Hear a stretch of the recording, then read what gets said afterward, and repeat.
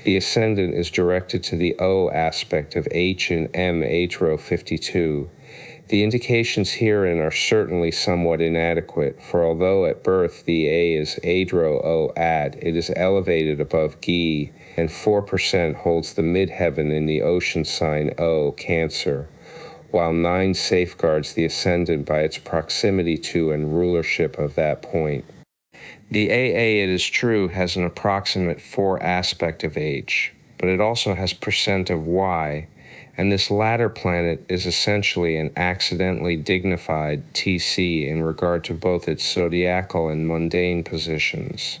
TT should not escape notice that the moon is in the sign Kin A house, the 11th, that corresponds to W Aquarius, and Kin is in M in the 2nd house, normally that of 6, so that the involved signs being in opposition houses, and indeed the whole horoscope being inverted in respect to the natural zodiac, may in some sense have portended such a catastrophe as that by which the native lost his life. Venus, the prime significator of the native, is badly afflicted by the ZD Ohak and Pons O Lilith, this latter body being in the 6th house, as was hitherto remarked in the preceding cases, in each of which the occupation proved fatal. This circumstance should have record in the student's notebook, for we shall have to watch the newly discovered satellite very closely for some time to come. Emile Zola had O in Kin 8 at birth, and in 1898 the Kin was directed to the exact dollars of that dark satellite, and K at the time of the Dreyfus debutile, instituted The Astrology of Lilith 57 by Zola in the winter of 1897, was in G with the place of Lilith at birth. In Queen Alexandra's horoscope, Lilith is in the 5th house in X 1904, and the Duke of Clarence, her firstborn, died at 28 years of age when O was directed to Ponsajid in the Queen's horoscope. The one-time popular actor Wyn Terrace Lewin had At in the 10th house in We 16-4, 2 Kes on the cusp of the 12th. He led a roaming life, followed many pursuits, and died a violent death. The Tsar of Russia, Nicholas II, has the satellite at birth in the 5th house in W5 Gore, and it will therefore be interesting to mark the destiny of his firstborn son, in whose horoscope the sun is opposed by Saturn. The Kaiser Wilhelm II has Lilith in 80 Gore in the ascendant of his horoscope, a further indication of the evil destiny of this monarch. The horoscope of King George V shows Kes in the 15th degree of Capricorn, and therefore M the 10th house, an indication of great political changes and revolutions in the course of his reign. It would be possible to extend these observations indefinitely, but probably enough has been said to indicate that the nature of Lilith is violent and subversive, destructive and sinister. Its position at birth of an individual will show what dangers are signaled according to the house or division of the heavens in which it is found. By means of the table of mean conjunctions, its position may be calculated in all known horoscopes, and a valuable series of observations may be thence made. Indian astrology has been asserted that we can find a dozen writers who allege that the Hindus get their astrology from Chaldea and Egypt, but not one authority can we find who controverts this. Frankly, I should like to examine the credentials of these 12 authorities. I am prepared to find that not one of them has familiarity with the subject of astrology, either European or Hindu. My personal intercourse with the Jyotish Shastris, astrological experts, and Pandits of India confirmed me in this belief, and what I have seen of the work of the Orientalists does not impress me to the contrary. When the Surya Siddhanta has been closely studied from first to last, the Orientalist is as far from any conception of the basic principles of Jyotish Vedanga astrology as a newborn babe. Daly has given us a very good rendering of the astronomy of the Hindus in his Astronomie Indienne, but he and all other Orientalists are silent on the subject of Hindu astrology. The fact is that, never having touched the subject in their own language, they wisely refrain from involving themselves in the more intricate system of the East as expounded in the Sanskrit Shastras. Though no authority from a mere linguistic point of view, I venture to controvert the dictum of those 12 writers who allege, but do not prove, that the Hindus got their astrology from either Chaldea or Egypt. I will advance my arguments against this allegation. 1. No Orientalist has yet disposed of the fact that Sanskrit is the oldest Indo-European language, the Indian astrology, 59 parent language of the Aryan race. None has shown nor can show that Akkadian, the principal language of the ancient Babylonians, is of greater antiquity than the Sanskrit, or the Babylonians more ancient than the Aryans. The language of any people is the direct outcome of its thought, for it is embodied thought, and hence expresses all those particulars and peculiarities of environment which induce the thought of the people, their religious beliefs, their social polity, and all that goes to make up the round of their lives. Such is the Sanskrit in which the Vedas are written. And of Sanskrit it may be said without fear of contradiction that it is at once the most complex, complete, and highly inflected language within our knowledge. The Chaldean and Hebrew tongues are in comparison with it as the lisping prattle of a child is to the mature diction of a philosopher. The astrology of the Hindus is all written in Sanskrit. Translations have been made into the vernaculars, into Hindi, Telugu, Tamil, Marathi, Kannarese, but all primarily are traceable to the teachings of the Hindu sages, Narada, Garga, Parashara, Vihara Mihira, and others. 2. It is true that India, under the princes, enjoyed a free commerce with the surrounding nations, and that certain traditions may have passed current among men. But we have to remember that this commerce was restricted to one caste of the Hindus, viz. The Vaishya or merchant men. The landlord was never allowed to travel out of his country. Yet it is these Brahmins who, as hereditary Shastris, are responsible for the entire Jyotish Shastra. Even at this day it is only the Brahmin who is permitted to expound the Vedas, and previous to the invasion of India by foreign nations, the literature of the country was exclusively in the hands of the Brahmins. 8. If Claudius Ptolemy derived his astrology from the Chaldeans, or if the methods advocated as original with the Chaldeans had any tradition in Egypt, certain 60 Theoscientia foreknowledge it is that neither Chaldean nor Egyptian astrology had tradition in India, for the sole and sufficient reason that the astrological methods of the Hindus are essentially and fundamentally different to all that is reputed Chaldean and Egyptian. In the first place, their zodiac is not related to the equinox, but counts from the fixed star Revati, which is now about 1935-17 east of the vernal equinox. The calculation of periods is based on the 27 nakshatras, or asterisms, and are reckoned from the place of the moon at birth, what we call Chaldean directions, based on the diurnal aspects of the planets after birth, form no part of Hindu astrology. How, then, can it be said that the father has been taught by his children?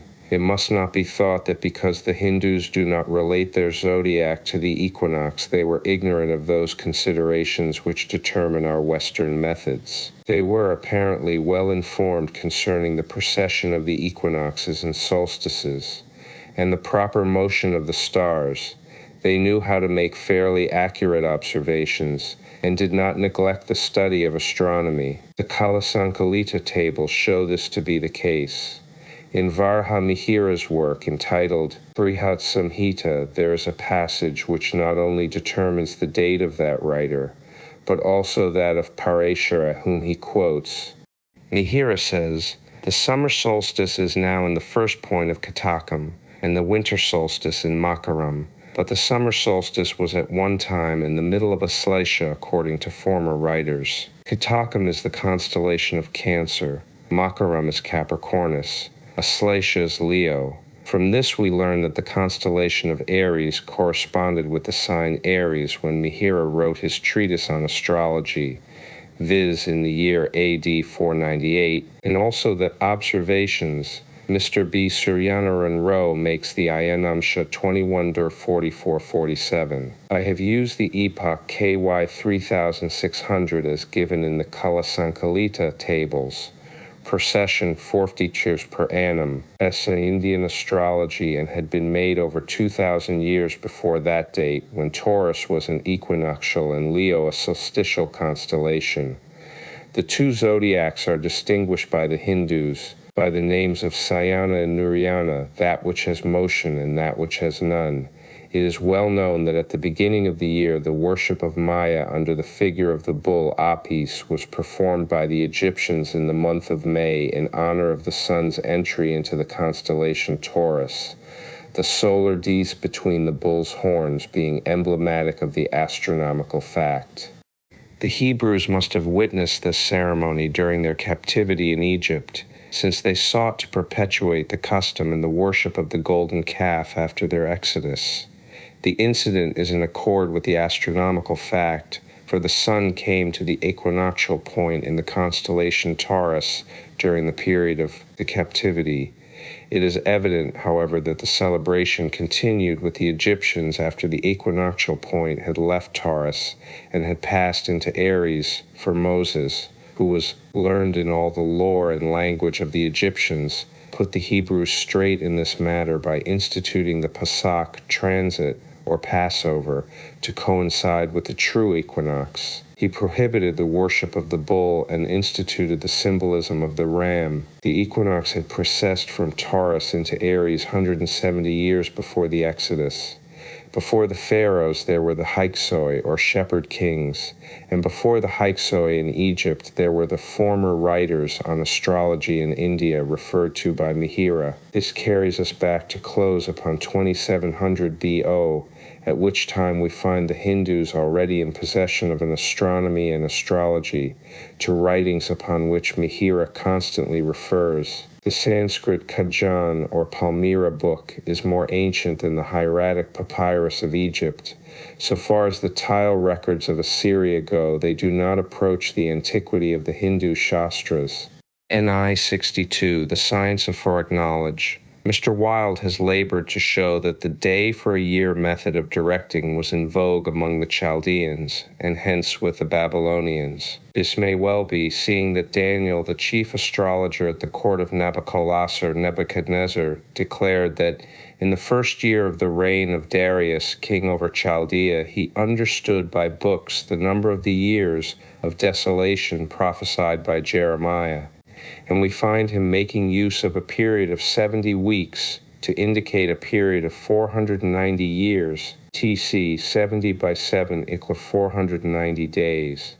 But if this were the method in vogue among the Chaldeans, it is certain that they were not the preceptors of the Hindus, for as I have said, the Aini have no such time measure in their astrological ooks. 4. The insular character of the Hindus and the exclusive nature of the Brahmin caste is opposed to the idea of a Chaldean tradition, which could only have been effected by commerce or by means of Mogbeds sojourning in India. In such case, the tradition would have left philological landmarks easy of recognition. That our astrology came to us from whatever source by Latin tradition is evident from the names of the signs and planets in use by us.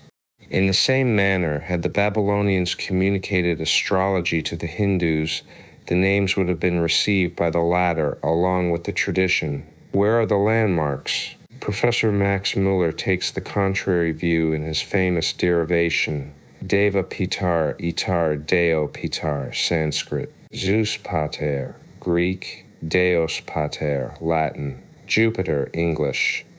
There are two names for Jupiter in common use among the Hindus, one Brihaspati being the designation of the celestial father, the other Guru being the appellative of the earthly preceptor or godfather, Indian Astrology 63 e Deo Pitar. Brihaspati means Lord of Increase, from brick to expand, and Pati, Lord. T is identified with the Lord of Creation, Brahma, the latter name having the same root, the Hindu Trimurti or Trinity, being Brahma, percent, Vishnu, Siva, K, literally the expander, the pervader, and the resolver. They have for consorts Sarasvati, Lakshmi, and Parvati respectively, hence the unique symbol of the Byune Trinity associated with the 7 celestial bodies. The solar orb in this relation will correspond to Parabrahman. The male trigon HY8 is represented by the right triangle, the female day Y9 by the reverse triangle, the male and female emanations being opposite in position as in nature.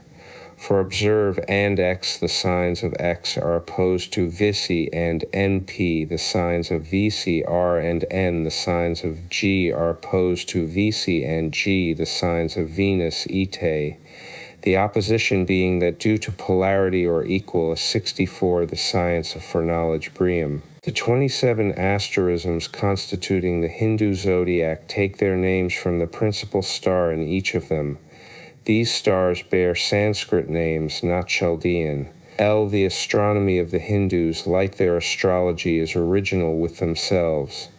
The asterisms are subdivided into padams or quarters, each of which is ruled by one of the planets. The periods of the planets are total 120. The trine is the basis of Hindu astrology. These details are mentioned in support of the statement that there is no trace of Chaldean tradition. The Chaldeans appear to have divided their zodiac into 28 asterisms, and the names of them as received by us are Arabic, showing the channel of tradition. The insular character of the Hindus, as I have said, is opposed to the idea of a borrowed science. Their terminology is likewise in evidence against the theory of tradition. But what seems to set the matter beyond all doubt is the fact that the Hindus, who are saturated with astrological beliefs, and whose whole life is regulated by these beliefs, present no single monument or structure, no literary quotation, no theological concept, no social law, no single custom which points to such a tradition. Their architecture, on which all inscriptions are in relief, and not in intaglio, as with the Akkadians and Egyptians, their ancient language, their classic literature, their Theo-Indian astrology 65 Goni, their marriage laws, their methods of life, their regulations in regard to births and deaths, the whole atmosphere of their thought, life, and polity are unique and original with themselves. The religion, science, and language of the Hindus, existing uncorrupted for millenniums, is exclusively and entirely Hindu in its genesis and evolution. Mr. A.G. Trent, Dr. Richard Garnett, LLD, says in regard to Hindu astrology, so far as it differs from European astrology, it appears to differ for the worse. I cannot find any attempt at a theory of Uranus, whose influence is as demonstrable as that of any other planet. At the same time, the small regard paid to the houses seems to me to show that it was not, derived from the Arabs, and I am willing to believe it older than Mahomet, while I cannot imagine that it has any such antiquity as the astrology of Egypt or Chaldea. This is a very important statement coming from so reputable a source, but I venture to suggest another view of the case, which appears to me as more worthy of acceptance. The mere fact that the Hindus have not yet adapted Uranus to their system of astrology, for they are not ignorant of its existence, shows once more the insular reserve of the Brahmin, who stands by the Shastras as the meanest individual among them stands by the Dharma east of his progenitors. In India, everything is hereditary, inviolate, unalterable. No doubt, in the hands of a European, any difference in the system of astrology taught by us and the Hindus would appear prejudicial to the Hindu system. But put competent Hindu astrologers to the test on their own lines, and I venture to say they will repeat my experience and produce better result with less labor than we by our methods. At the same time, I would point out that there are comparatively fewer proficients in India than in Europe. The Hindu astrologers lament the decline of Jyotish Shastra. We here regret that the masses 66, the science of foreknowledge, have never even commenced the study of astrology. In India, everyone knows something of it. In Europe, the knowledge of it is restricted to a few who are very assiduous in their studies. Astrology is not yet nearly at high noon with us, but it has more than dawned upon those who stand on the hilltops. In the Haas they are lying languid in the evening of a resplendent day, and only a few watchers of the night retain a real interest in the glimmering stars. As to the small regard paid to the houses, I can only say that every Shastra considers the bhavas as an essential part of Jyotisha, and a great stress is laid on the several dignities and abilities of the planets in the houses, irrespective of the signs they occupy. I regret that I have not done justice to this part of the subject in my short exposition of Parashara EE, the new manual. That Hindu astrology is immeasurably older than the Mohammedan era is certain from the fact that Mihira wrote in the 5th century, at least 120 years before Mahomet, while he makes reference to and quotes from Shastras evidently written 2700 C, about 2200 years before Daniel began the study of the books of prophecy. Narada is regarded by the Hindus as the sage who preserved the ancient astronomical records to those who survived the deluge, and Manu, who struck the keynote of the nation's polity for the Kali Yuga in his famous Institutes, is held to be one of those sages who bridged over the ante and post-diluvian periods. The Institutes of Manu have strict regard to the teachings of astrology, and the conservative Hindu will never neglect the study of his almanac, because the observance of the Institutes requires that he should have due regard to times and seasons. While it is true that we have no evidence to show that Chaldean astrology had its birth in India, it is certainly as true that Hindu astrology cannot be ascribed to a Chaldean source.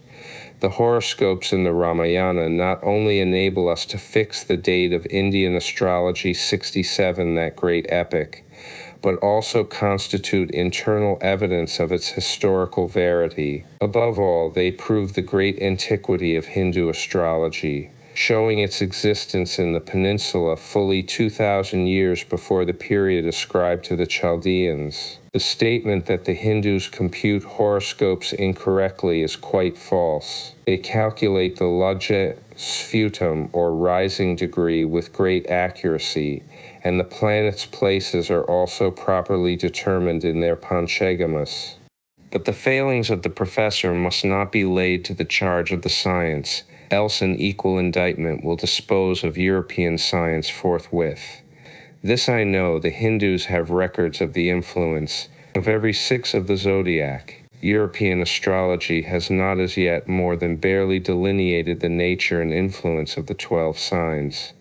As to the many authorities who allege that Hindu astrology had its birth in Chaldea, I regret to say I do not know of one Orientalist who has sufficient knowledge of either Hindu or Chaldean astrology to enable him to institute a comparative study. The assertion almost makes one doubt their right to be called philologists or Orientalists. In reference to Dr. Richard Garnett and George Wilde, however, it should be observed that, whereas neither was a reader of Sanskrit, both were competent students and exponents of European modern astrology. Dr. Garnett entertained great suspicions in regard to the antiquity of Aryan literature in distinction from Professor Max Myler, Sir William Jones, and others who were disposed to trace all tradition and language to an Aryan source.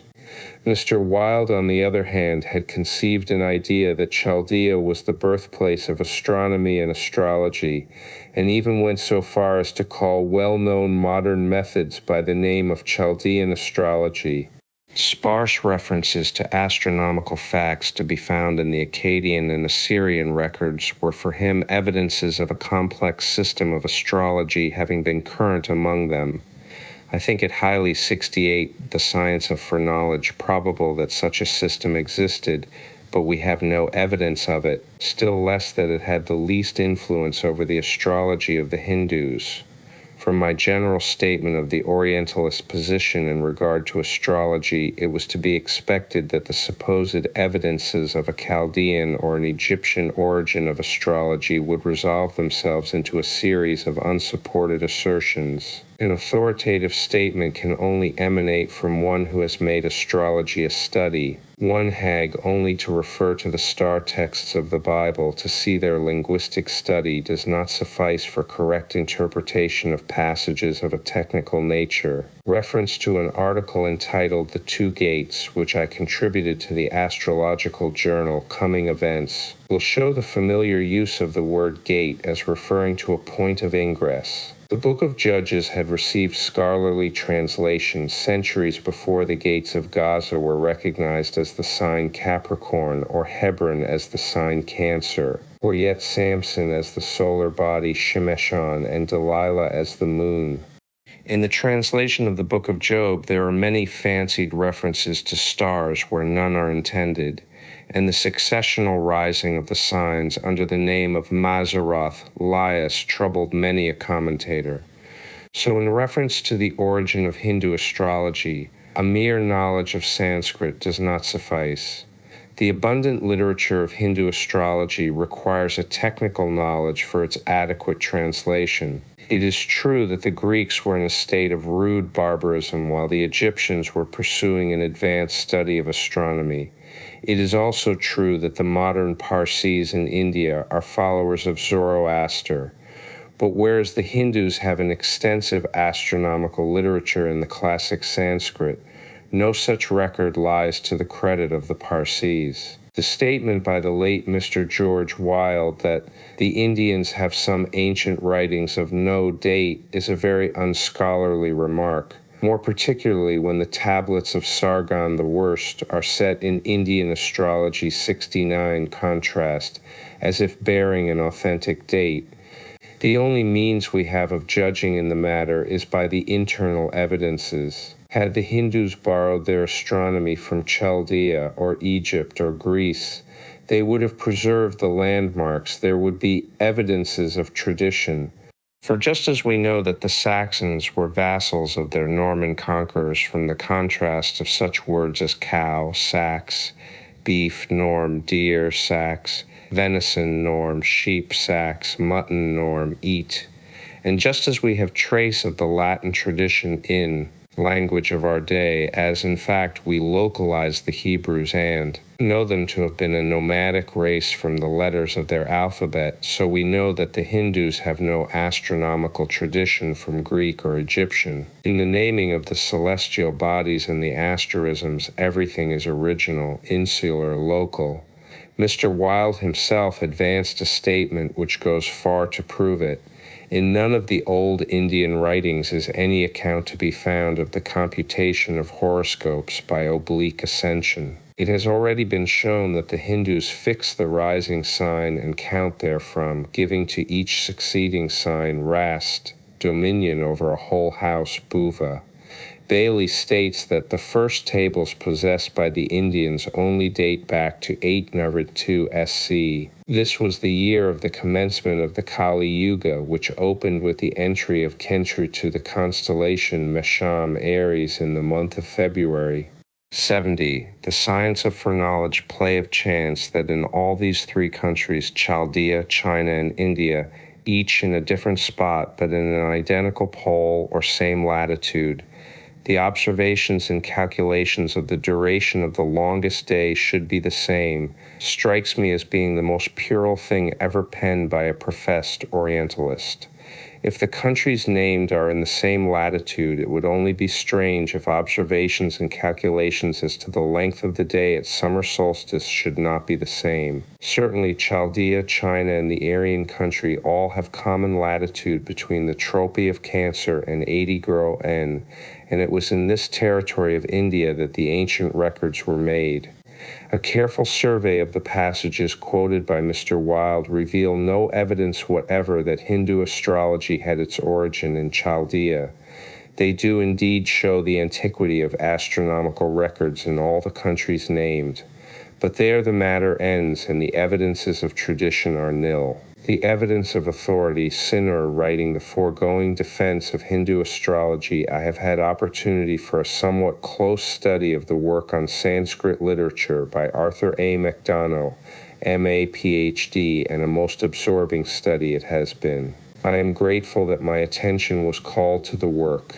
After paying tribute to the labors of his predecessors, including Sir William Jones, Professor Weber, Sir M. Monius Williams, Professor Max Muller, Professor L. von Schroeder, and others, the author proceeds in the most orderly and graphic manner to set forth the various periods of Indian literary development. A prefatory paragraph of much relevance to the subject of debate deserves quotation. In writing this history of Sanskrit literature, I have dwelt more on the life and thought of ancient India, which this literature embodies, than would perhaps have appeared necessary in the case of European literature. This I have done partly because Sanskrit literature, as representing an independent quillization entirely different from that of the West, requires more explanation than most others, and partly because, owing to the remarkable continuity of Indian culture, the religious and social institutions of modern India are constantly illustrated by those of the past. I have set some few words in italics which do not so appear in Professor MacDonell's book in order to bring them under closer observation by the general reader,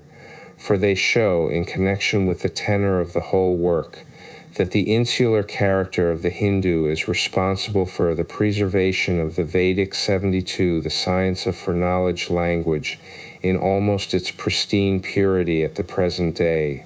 Indeed, this has been my contention from the beginning of the discussion of Hindu astrology in these pages, and I propose to follow Professor MacDonell to his conclusions.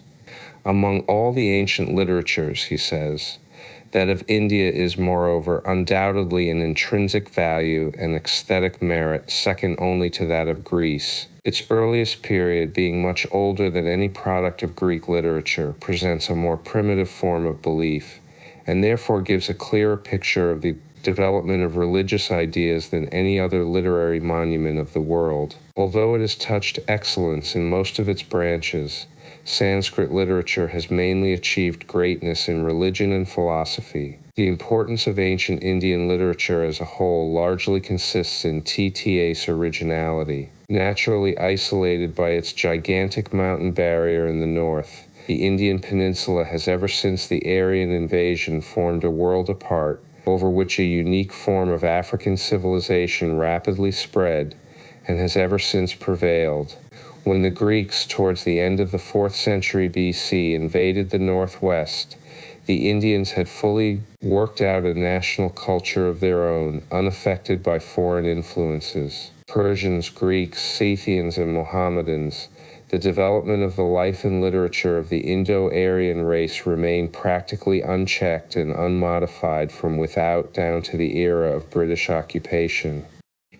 No other branch of the Indo-European stock has experienced an isolated evolution like this. No other country except China can trace back its language and literature, its religious beliefs and rites, its domestic and social customs, through an uninterrupted development of more than 3,000 years.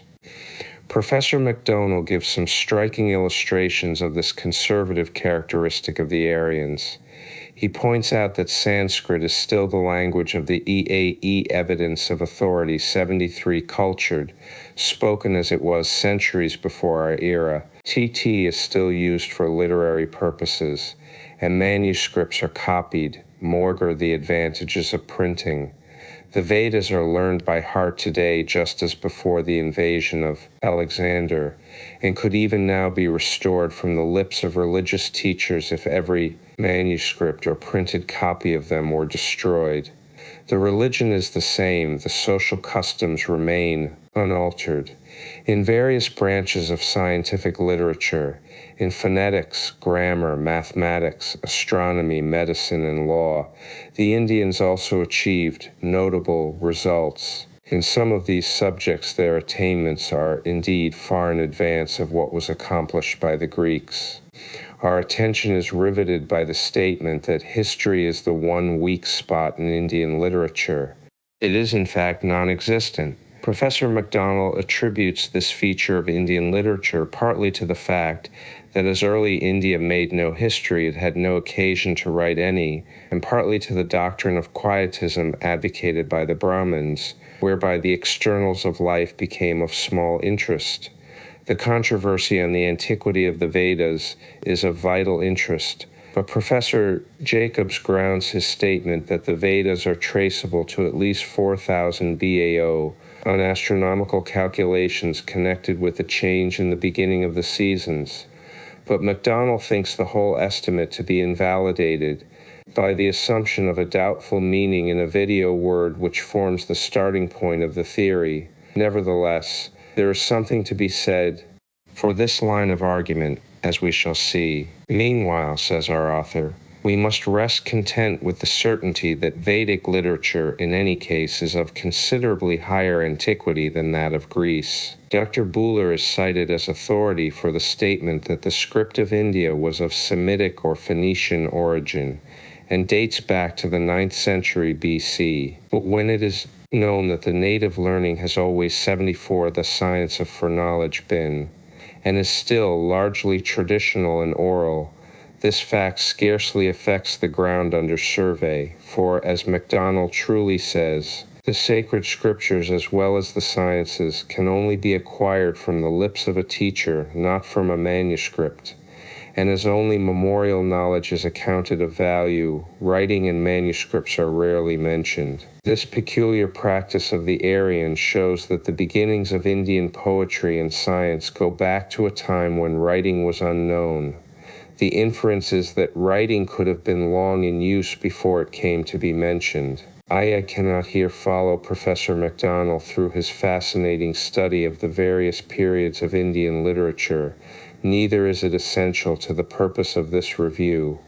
I will therefore pass at once to that part of the work which treats of Western intercourse with the people of Aryavarta, the oldest trace of contact between the Indians and the people of the West is to be found in the history of Indian writing, which, as we have already seen, was derived from a Semitic source probably as early as 800 BC. It was not until the Greek incursion of the 4th century 3C that Europe came into permanent relations with the rootstock of the Aryan race. It will be remembered, however, that at this time India had already fully developed a national culture. Whether this national culture included the astronomical knowledge which has since so thoroughly possessed the Hindu mind, it is difficult to determine, but Professor MacDonald is of opinion that the ancient Indians had but slight independent knowledge of astronomy. He considers it probable that they derived their early acquaintance with the 28 moon stations from the Chaldeans through their commerce with the Phoenicians. It is here in the astrological department of his work that Professor MacDonald shows unmistakable signs, the evidence of authority 75 of immature judgment and defective knowledge. The Joshis of India have always been of the Brahmin caste, priests or prohitas, stris or pundits. It was not until comparatively recent times, by the breaking down of caste observances, that a Vaishya or Chedi had access to the Jyotish Adastra, or astrological science. Indeed, we may safely say that as all tradition was oral between guru and shishya, between teacher and pupil, it was not till the European incursion that tradition of astrology could have reached the common people. The 28 mansions of the moon were original with the Arabs as far as we can trace, and the older Sanskrit works are characterized by a division of the zodiac into 27 moon stations or nakshatras. A 28th asterism, Abhijit, was added for purposes of prasna, or horary astrology, and this seems to point even more distinctly to a later tradition from an Arabian source. The mere existence of Greek cognates in the technical language of Indian astrology does not carry any weight, more particularly when we regard the statement that the Indians independently advanced astronomical science further than Greeks themselves. It is said that the Sanskrit word ucha, apex of a planet's orbit, was borrowed in the form of os, gen, ogis, in Latin translations of Arabic astronomers. And if is stated that in the 8th and 9th centuries APD, the Indians became the teachers of the Arabs in the science of astronomy. The word uka means high and has nothing whatever to do with the apex of a planet's orbit. It is a term applied to the exaltation of a planet. Thus, Varahamihira in his Brihat Samhita gives Tulam Libra as the exaltation ukam of Saturn, but Saturn would then be nearly a quadrant from the apex of its orbit. And this brings one to a statement of Professor McDonnell's concerning Varahamihira. Treating of the Kavya, or poetic treatise of Varahamihira, known as the Brihat Samhita, it is said that this work can, without hesitation, be assigned to the 6th century. 76. The Science of Foreknowledge. If I am not mistaken, it was Colebrooke who first yielded attention to a passage in this work from which its date can be very accurately determined. I have frequently cited this passage, which, translated, runs thus: "The summer solstice is now in the first point of Katakam, and the winter solstice in Makaram. But according to former Sarafostras, the summer solstice was once in the middle of Auslatia." It is evident that Varahamihira is referring the solstitial points to the constellations of Makaram, Capricorn, and Katakam, Cancer.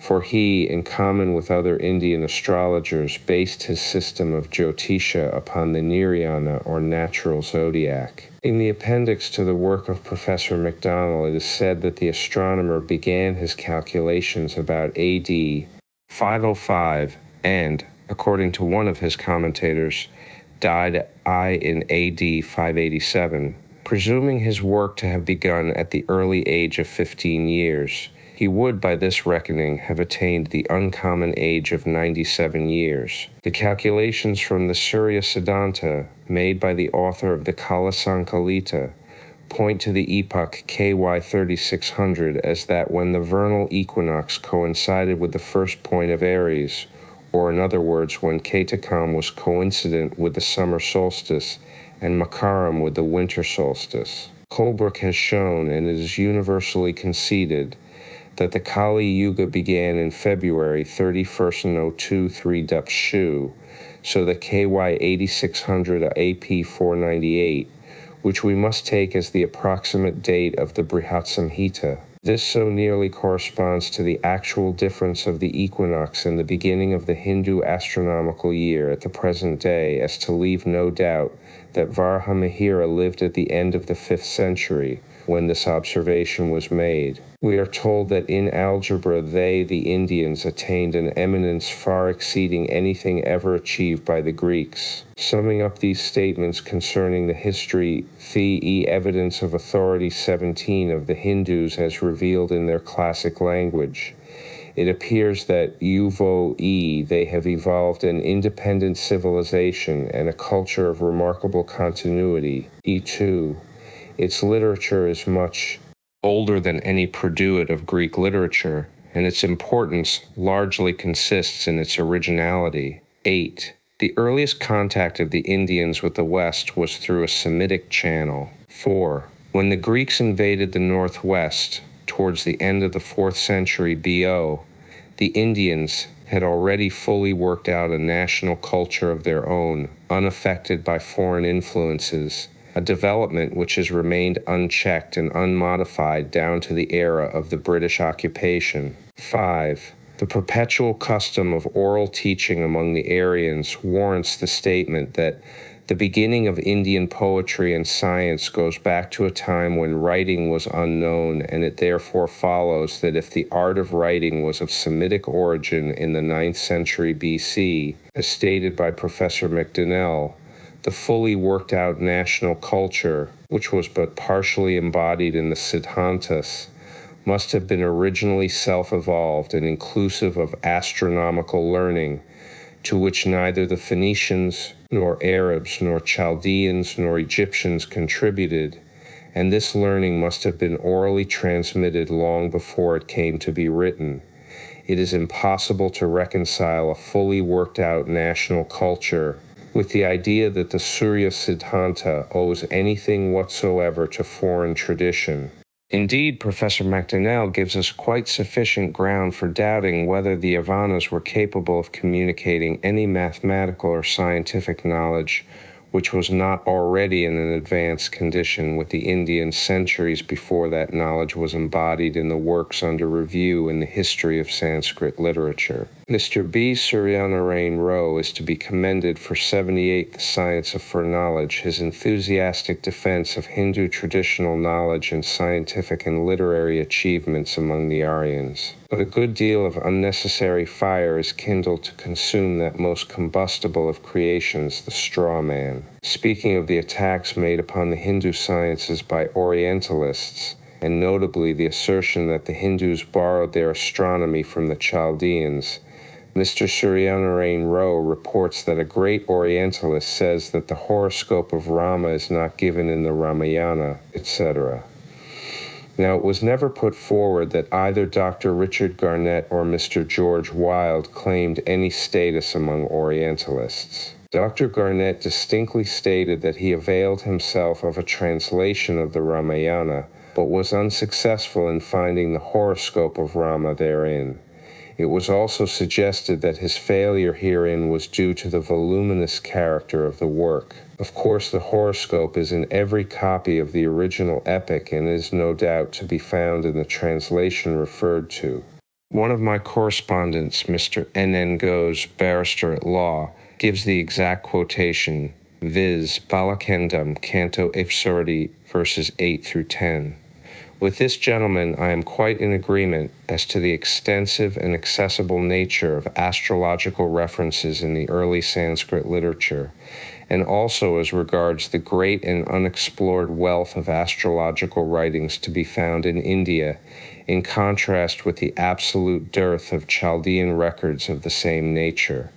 The digest of all the Egyptian knowledge of astronomy and astrology is to be found in the works of Claudius Ptolemy, notably his Almagest and Tetrabiblos, but this record was made in the 2nd century, and yet is not in any way an advance upon the knowledge current among the Brahmins many centuries before that period. The Assyrian records at Assurbanipal contain some references to eclipses and other astronomical phenomena, and the Chinese records of the same nature are probably the most complete to be found in any literature. The evidence of authority 19th. Here and there we find an astrological observation attaching to the astronomical fact, as for instance in the Chinese record of the eclipse of September 5, 775 BC, the Aoya X4, the text of which conveys this meaning.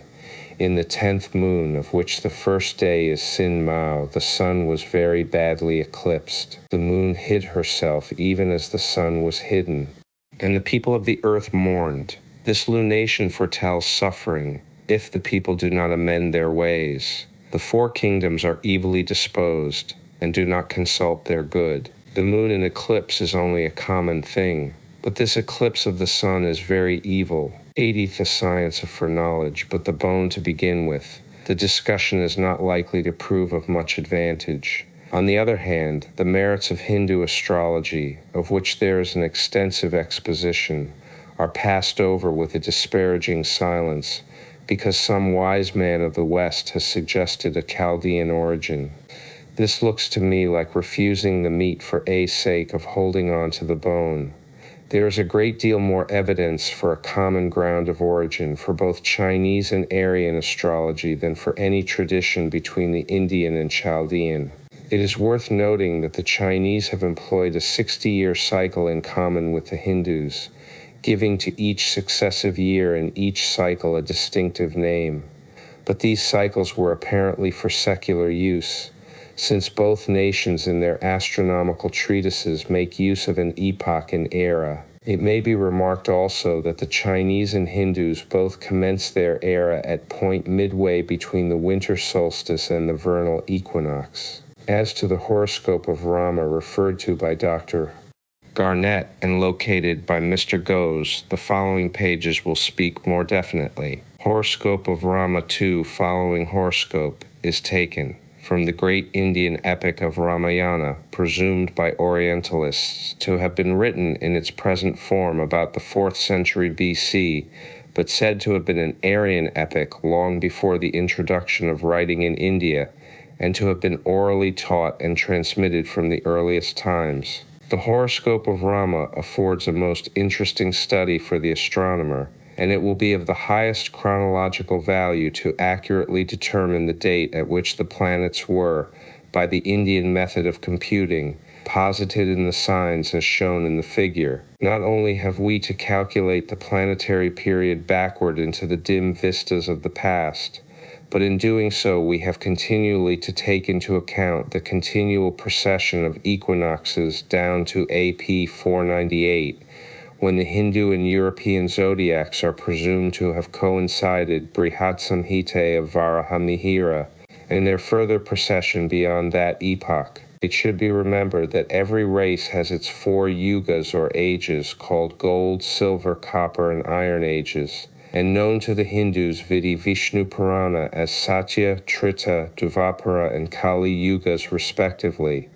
This enables us to understand why Rama is referred to the 5th Trita Yuga. The Aryan race to which the great Rima belongs is the 5th race of humanity, the 4th being the Atlantean, the 3rd the Lemurian.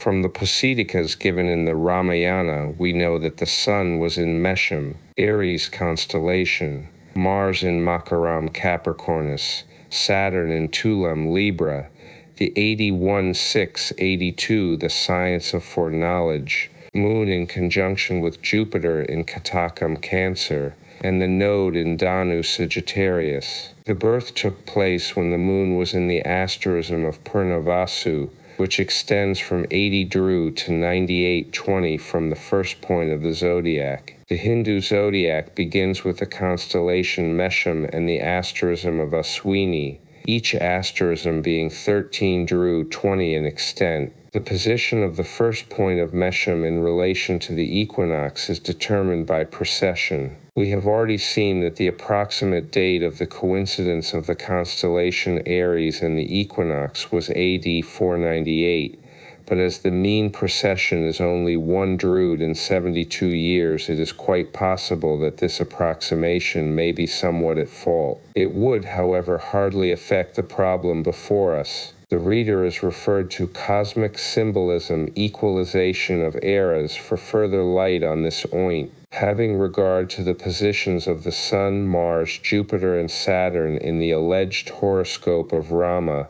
we may proceed to find an approximate date.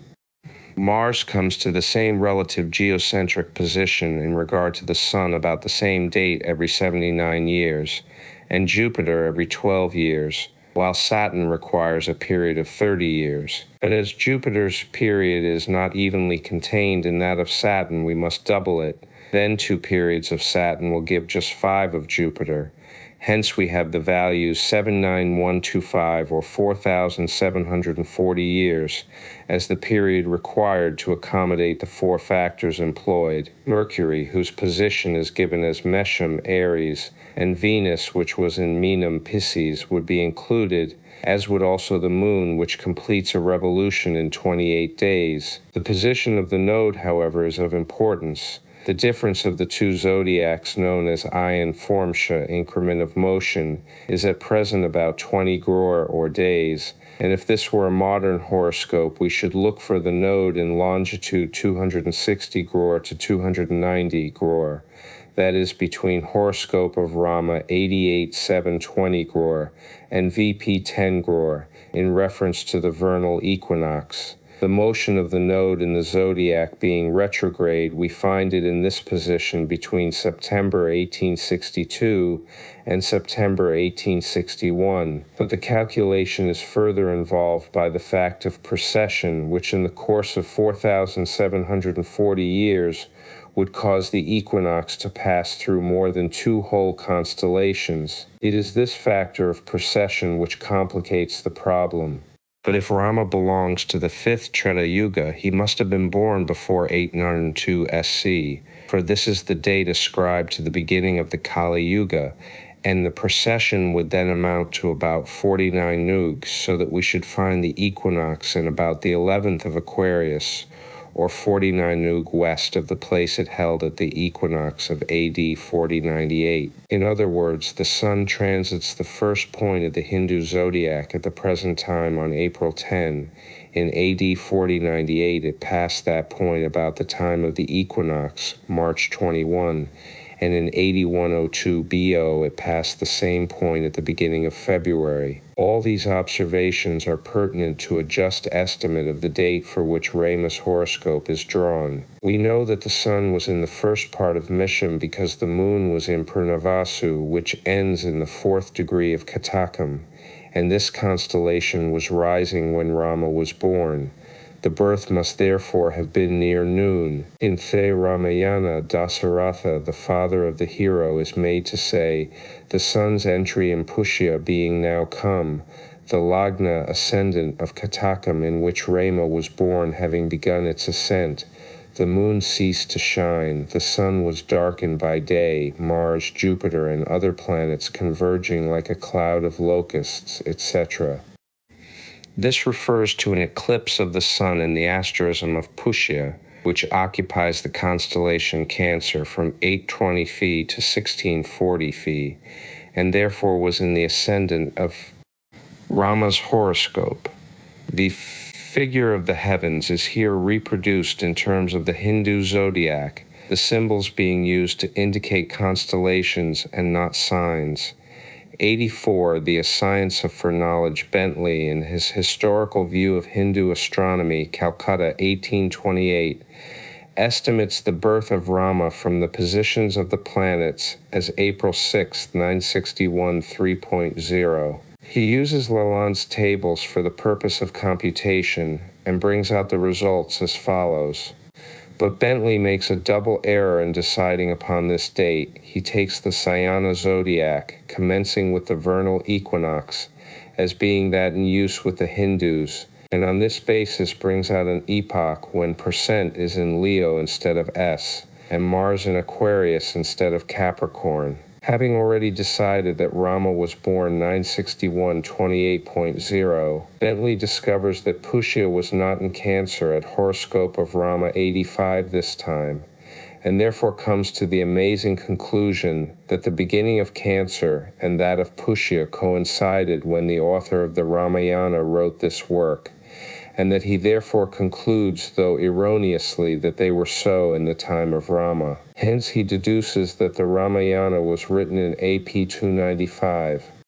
The fact, however, that the Hindu zodiac began then as now with the constellation Aswint, the first point of Mesham Aries being coincident with the first of Forswint, shows that Pushya and Cancer Katakam coincided then as they do now, Pushya beginning in longitude 9820 east of the equinox. But Bentley confounds himself and his own arguments when he says that the wars of the gods and giants had its origin in the epic of the Ramayana, which fiction, about 200 years afterwards, was remodeled and improved by Hesiod and others. Herodotus, b. 484 BC, places Hesiod and Homer 400 years before his own time, i.e. about 900 BO.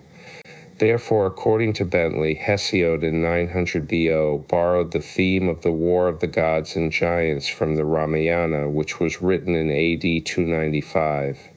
This is good for a member of the Asiatic Society, buys where I have shown that Professor MacDonald places Varahamihira in the 6th century AD. Bentley requires him near the time of Akbar in the year AD 1528. There is no doubt whatever that Professor MacDonald is nearer the truth by nearly 1,000 years. I think it reasonable to conclude that the horoscope was calculated by an eminent Jyotish and introduced as that of Rama.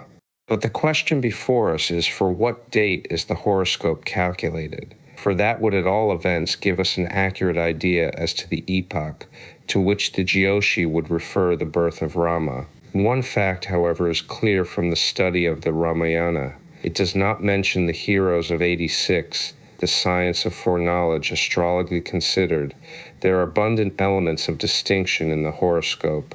Cardinal signs are on angles. and the Sun, Moon, Venus, Jupiter, Saturn, Mars, and Venus are dignified by being in their own or their exaltation signs.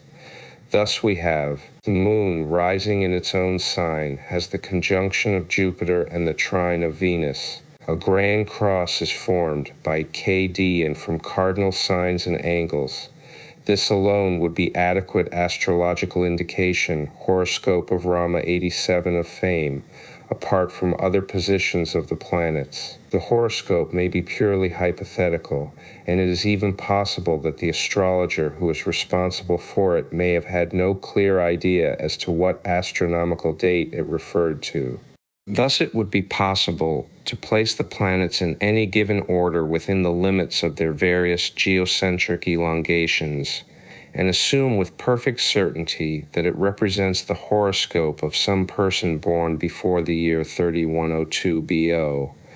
But to determine at what date the celestial bodies were thus disposed would impose a task of the greatest magnitude upon even an expert mathematician. All we are able to say is that the horoscope is astrologically in line with the worldwide and enduring fame of the hero of the great Sanskrit epic. The astrology of the Hebrews, true, is not our intention to discuss the merits of the argument that would trace astrology to a Chaldean origin, nor yet seek to determine the relative antiquity of the Chaldeans and the Hebrews. Evidence has been advanced on both sides, showing, on the one hand, that the Chaldeans spoke a dialect of the Hebrew tongue, and therefore, if they were not themselves of Hebrew origin, they certainly were not, like the Babylonians, the masters of the captive race. While on the other hand, it has been advanced that the Hebrew was a degenerate offshoot of the more ancient Chaldaic language, one of the arguments being that founded on the fact of the so-called Hebrew scriptures of accredited greater antiquity being written in the Chaldee. Be this as it may, we have the record of the book of Daniel, partly written in the Chaldean tongue, to the effect that there were sons of Judah at the court of Nebuchadnezzar, king of Babel, and that they were 10 times better scribes, magicians, enchanters, and astrologers than the Babylonian Magi, by reason of which Daniel was lifted above them in the favor of the king and honored with the title of Belteshazzar, i.e. the Prince of Bel. Whatever may be the truth in this matter, it does not immediately concern us, our main object being to show that the Hebrews from one source or another were anciently in possession of a system of cosmogony from which they developed a science of astronomy and astrology. The cosmogenesis of the Hebrews is set forth in the first chapter of Bereshith, Genesis. The creation of the sun, moon, and planets in the firmament was not, as the astrology of the Hebrews 89 some imagine, a spontaneous production of those bodies from a universal vacuum. The expansive agitation of the original substance of the heavens and the earth is conveyed in the word bra, cognate of the Sanskrit root bri, meaning to expand, whence we have our word breathe. The text further says that this ath heshamayim vatharetz elemental condition of the heavens and earth was formless, thaho, and boundless, bu, that there was darkness over the abysm, and that the breath of the Alhim creative powers fluttered or trembled upon the face of the waters of space. Then came the fiat of the Alhim, let there be light, and there was light. This effective phrase expresses the action of the Alhim, male, female, or positive negative forces in the primordial substance, typically figured as a boundless and palpitating ocean. But how could there be light before the sun was created, the superficial skeptic was wont to ask. Science gives the answer when it defines light as a mode of etheric vibration. We have our electric light shining through the night, and so far as mere luminosity is concerned, we are not dependent on the great generator of electrical energy. We know how to store up sunlight during the day and liberate it through the night hours, so that after all, the Hebrew idea of the genesis of light does not entail a specific or localized center of energy. It only requires that the ether of space should be set into a certain mode of activity. This is most scientifically conveyed in the Hebrew word or, cognates ar, fire, and yar, a river, which means to flow or undulate.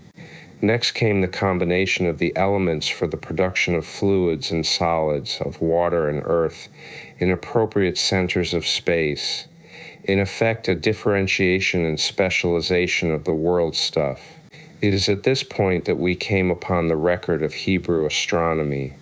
The Elohim made 2 great lights in the firmament of the heavens to give light to the 90 thionts of foreknowledge earth, and to divide the day from the night, the greater light for the rule of the day, and the lesser light for the rule of the night with the planets. And the Elohim said, "Let them be for signs, for seasons, for days, and for years." The true nature and function of the celestial bodies are well defined herein. They were formed 6 Shah by accretion of existing elemental matter, the luminosity of the great light giver being a condition included in the process of its formation. The rule or dominion Maimshalah of the sun and moon over the day and night respectively seems to refer to the influence on mundane things exerted by the rays of those bodies. By the word signs, odith, we must understand indicators or pointers, the word having the root meaning of incipience, beginning, essence. The same word is frequently used to signify a letter or symbol, and also a portent or augury. The sun and moon as chronocrators or time measurers are familiar from remotest ages, and the significance of the text is quite clear, that the Hebrews were well acquainted with the divisions of the zodiac. Mazzaroth is evident from the prophetic blessing of Jacob, wherein the 12 sons of Israel are, for the first time, associated with their corresponding zodiacal signs. This we may examine more fully at another time. In the patriarchal days, it was customary for the parents of a babe to determine its name from a consideration of its characteristics, genius, or particular destiny, as revealed in the condition of the heavens at the moment of its birth. Thus Jacob himself was named the supplanter, because he was born with his hand upon the heel of his brother Esau, a circumstance that at once places Esau under Z, Sagittarius the hunter, and Jacob under V, Capricornus, for reasons I may state hereafter. In Gen chapter 10 we read, Vayomer Leah ba Gad, Vaykurd eth Shem o God. Zilpah bore Jacob at son, and our text adds, as above, and Leah said, Gad, Jupiter is coming up, and they called his name. The astrology of the Hebrews, 91 Gad. This name signifies a troop, a multitude, and is commonly used by the Hebrews as the synonym of good fortune in the expression, by Gad. The same idea is conveyed in the Sanskrit name of Jupiter, Brihaspati, the Lord of Inaris. As the god of fortune, Jupiter, Gad, Brihaspati, and the Babylonian Baal or Bel were names by which the great benefic of astrology was known and worshipped as a power in the heavens. The ordination of the celestial bodies as rulers or arbiters, Meshelim of mundane affairs by day and by night, passed as a faith, if not indeed as a traditional knowledge or science, from the Hebrews under the patriarchs to the Hebrews under the judges, surviving the foreign influence of the Egyptian captivity through the wisdom of Moses, who, in the institution of the tabernacle, with its images of things in the heavens, and by means of the feast of the Passover, preserved the knowledge of astrology to the Levites, and brought the calendar of Israel into agreement with sidereal facts. During their captivity in Egypt, the Israelites had been accustomed to witness the worship of the bull, Apis, in celebration of the new year, on the sun's entry into Taurus, a golden disease being placed between the horns of the sacred white bull as a symbol of the astronomical fact. This had continued as a festival among the Egyptians for so long a period that the equinox had passed out of the constellation Taurus into that of Aries, without the circumstance having been taken into account, and the worship of the golden calf by the Israelites in the wilderness was an attempt to revive the Egyptian New Year festival. Moses rectified this error by instituting the Pesach, or Passover, the festival of the equinox, when the sun passed over the equatorial circle. Hence we speak of the Paschal full moon, an astronomical argument used to determine the date of Haster Sunday, and therefore all other movable feasts. The Hebrews speak of the sheep that is killed at 92, the science of foreknowledge, the Passover, as the Pesach.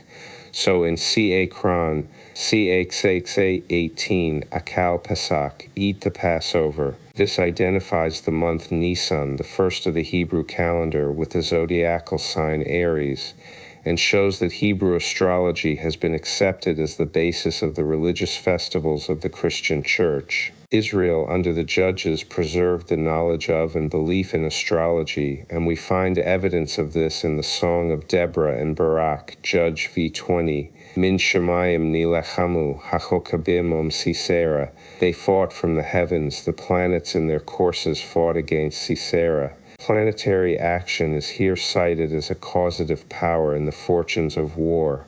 The planets in their courses conspired with Israel against the enemy. Napoleon before Moscow, or the Kaiser of Germany in Flanders, might have turned this fact over in his mind had not the genius of an evil destiny blinded him to the fact that he was engaging in an unequal conflict with the powers in the heavens. In the Psalms of David, we have an eloquent expression of the traditional astrology of the Hebrews. Thus, press their 1 for 5, it is said, the heavens declare the glory of God, and his most precious handiwork the firmament displays. Day unto day seeketh utterance, night unto night showeth wisdom. Without speech and without language their voice is not heard, but in all the earth their rule has gone forth, and their rays to the limits thereof. The book of Daniel is replete with astrological allusions, the measure of time adopted in the prophecies being that now current among astrologers, viz., a day for a year, and so also is that of Ezekiel. While in Job press their 82 we meet with a mention of the zodiac under the name of Mazzaroth. Canst thou bring forth Mazzaroth in their season? The legend of Samson has been taken by the word Hakokabim, here rendered planets, is derived from kabab, a hollow globe, not, as often incorrectly stated, from koa, to burn. The astrology of the Hebrews 93 scholars, such as Drummond and others, to be simply a solar allegory intended to convey a knowledge of astronomical facts under a parable. Such, indeed, it would seem to be, seeing that Samson itself means the solar orb, and Delilah goddess of the night. In this connection, the betrayal of Samson by Delilah would indicate a solar eclipse, the rays of the sun being shorn off by the moon. The reader will remember that the hair of Apollo was likened to the rays of the day star. The Philistines, turners, or revolvers come, under this interpretation, to signify the degrees of the zodiac, while Gaza and Hebron are the solstitial signs Capricorn and Cancer. The Hebrews called the signs of the zodiac gates, placing 3 to the southeast, Aries, Taurus, and Gemini, 3 to the southwest, Cancer, Leo, and Virgo, 3 to the northwest, Libra, Scorpio, and Sagittarius, and 3 to the northeast, Capricornus, Aquarius, and Pisces, as shown in the subjoined diagram. Y38 noun. The 12 gates are again mentioned in the Apocalypse, together with the stones appropriate to the 12 tribes of Israel, which, it will be remembered, entered into the construction of the breastplate of the 94th, the science of foreknowledge, high priest. These 12 stones are variously given by interpreters, but there is no doubt they were directly associated with the 12 signs of the zodiac, as the 7 lights were with the 7 celestial bodies, Jupiter, Mars, Sun, Venus, Mercury, and TCO. The 7 lights on the altar represented the 7 spirits before the throne of God. It will be seen that they are paired or linked together according to their astrological relations thus: the Sun residing centrally as king of the solar system in the sign Q, a god among the planets and their satellites. Hence the name of the archangel ascribed to the Sun, Michael, Mikael, who is like God. The planets among all peoples, from Mongolians in the far east to the Mexican aborigines in the west, gave their names to the days of the week. The astrology of the Hebrews 95 cumstance has been commented upon by scholars as evidence of an underlying identity and original unity among the nations. The Aryans have the same days as ourselves, a sun day and a moon day, etc., in the same order, and each day is the Sabbath of its presiding deity. The Hebrews' Sabbath is that of Saturn, for the tribes of Israel were the seed of Jacob, whose sign was Capricornus, and whose ruling planet was Saturn, as we shall see anon. The astrological characteristics of the days of the week are conveyed to us in the Sefer Berast, or Book of Genesis. The Hebrews divided their day primarily into two parts: the evening from noon to midnight, and the morning from midnight to noon. Yom Ahad, the first day, was Sunday. Yom Sheni, the second day, was Monday. Yom Shalishi, the third day, was Tuesday. Yom Rabioi, the fourth day, was Wednesday. Yom Hemishi, the fifth day, was Thursday. Yom Hashishi, the sixth day, was Friday. Yom Shibioi, the seventh day, was Saturday. And God rested from his labors. Nor, Ahad is the equivalent of the word on, from which we derive one, only, unit, union, etc. Originally it means a sphere or circle, hence our word onion, denoting a bulb composed of a series of spheres, one within the other. The circle stands for the symbol of the sun or soul, solis.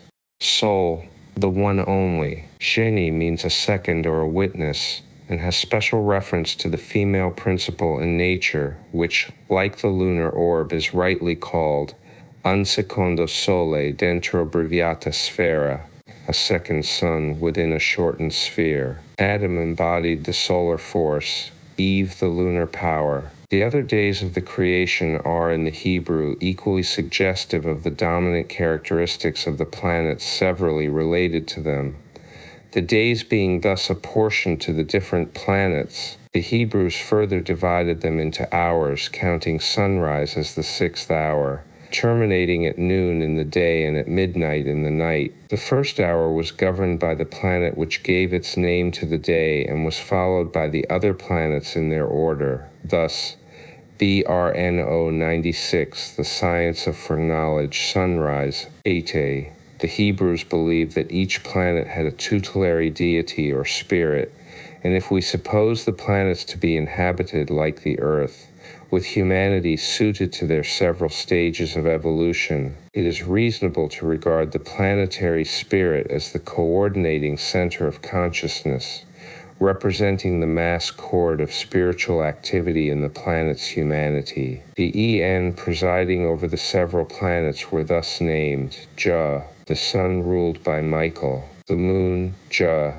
Gabriel; Mars, Samael; Mercury, 5, Raphael; Jupiter, Zadkiel; Venus, Heniel; Saturn, Jophiel, Casiel. By these names we understand the incomparable, the deific, the powerful, the wrathful, the healing, the just, the glorious, and mysterious. The Egyptian equivalents are Re, Neat; Hem, Noph; Ammon, Mute; and Sat. We have already seen that the signs of the zodiac, Mazzaroth, were well known to the Hebrews, and the allotting of these signs to the 12 tribes of Israel, together with the destiny thence arising, is set forth in Gen Exlix, the prophetic blessing of Jacob. To Reuben, the firstborn, was given the first sign of the zodiac, Taurus. The more earthly characteristics of Venus are depicted in the reference to his astrology of the Hebrews' 97 unlawful intercourse with Bilhah, his father's concubine. Some astrologers, being led astray by the epithet unstable as water, have placed this tribe under the sign Aquarius, forgetting that Aquarius is not a watery sign but an ethereal one, the highest of the airy trigon. The key to this matter lies in the fact that Jacob and Esau were a twin. Esau was a hunter, Sagittarius, while Jacob the supplanter was the following sign, Capricornus. Hence, as we have said, he was ruled by Saturn. Now Taurus is the fifth sign from Capricornus, and properly represents the firstborn of Jacob. Moreover, the first letter of the Hebrew alphabet is taken from the first sign of the zodiac, viz. Aleph, a bull, Taurus. The word Aleph means a chief, principal, head, leader, Ite, in agreement with the characteristics of the first constellation of the Hebrew zodiac. Simeon and Levi are a twin. The sign O with its adjunct Cancer are here specifically mentioned. Instruments of cruelty are in their hands, we read, and this at once calls to mind the city of London ruled by En, with its patrons Gog and Magog, who still retain the Kali Hamas, instruments of cruelty. Simeon means one who proclaims or declares the nature of M and its planet percent Mercury being thus portrayed. Levi means joined to. The Dioscuri, Castor, and Pollux are identified with the constellation of the Gemini. The Levites were the sacred or sacerdotal tribe, the picked men among them being chosen for the priesthood. Simeon and Levi led the assault against the people of Shechem, whom they murdered. For this they received their father's curse and became scattered among the tribes. We learn that, on account of the narrow limits of their inheritance, many of them, Simeonites and Levites, became scribes, while on account of their curse they were commonly despised among the tribes. Judah, thou art he whom thy brethren shall praise, as the name imports.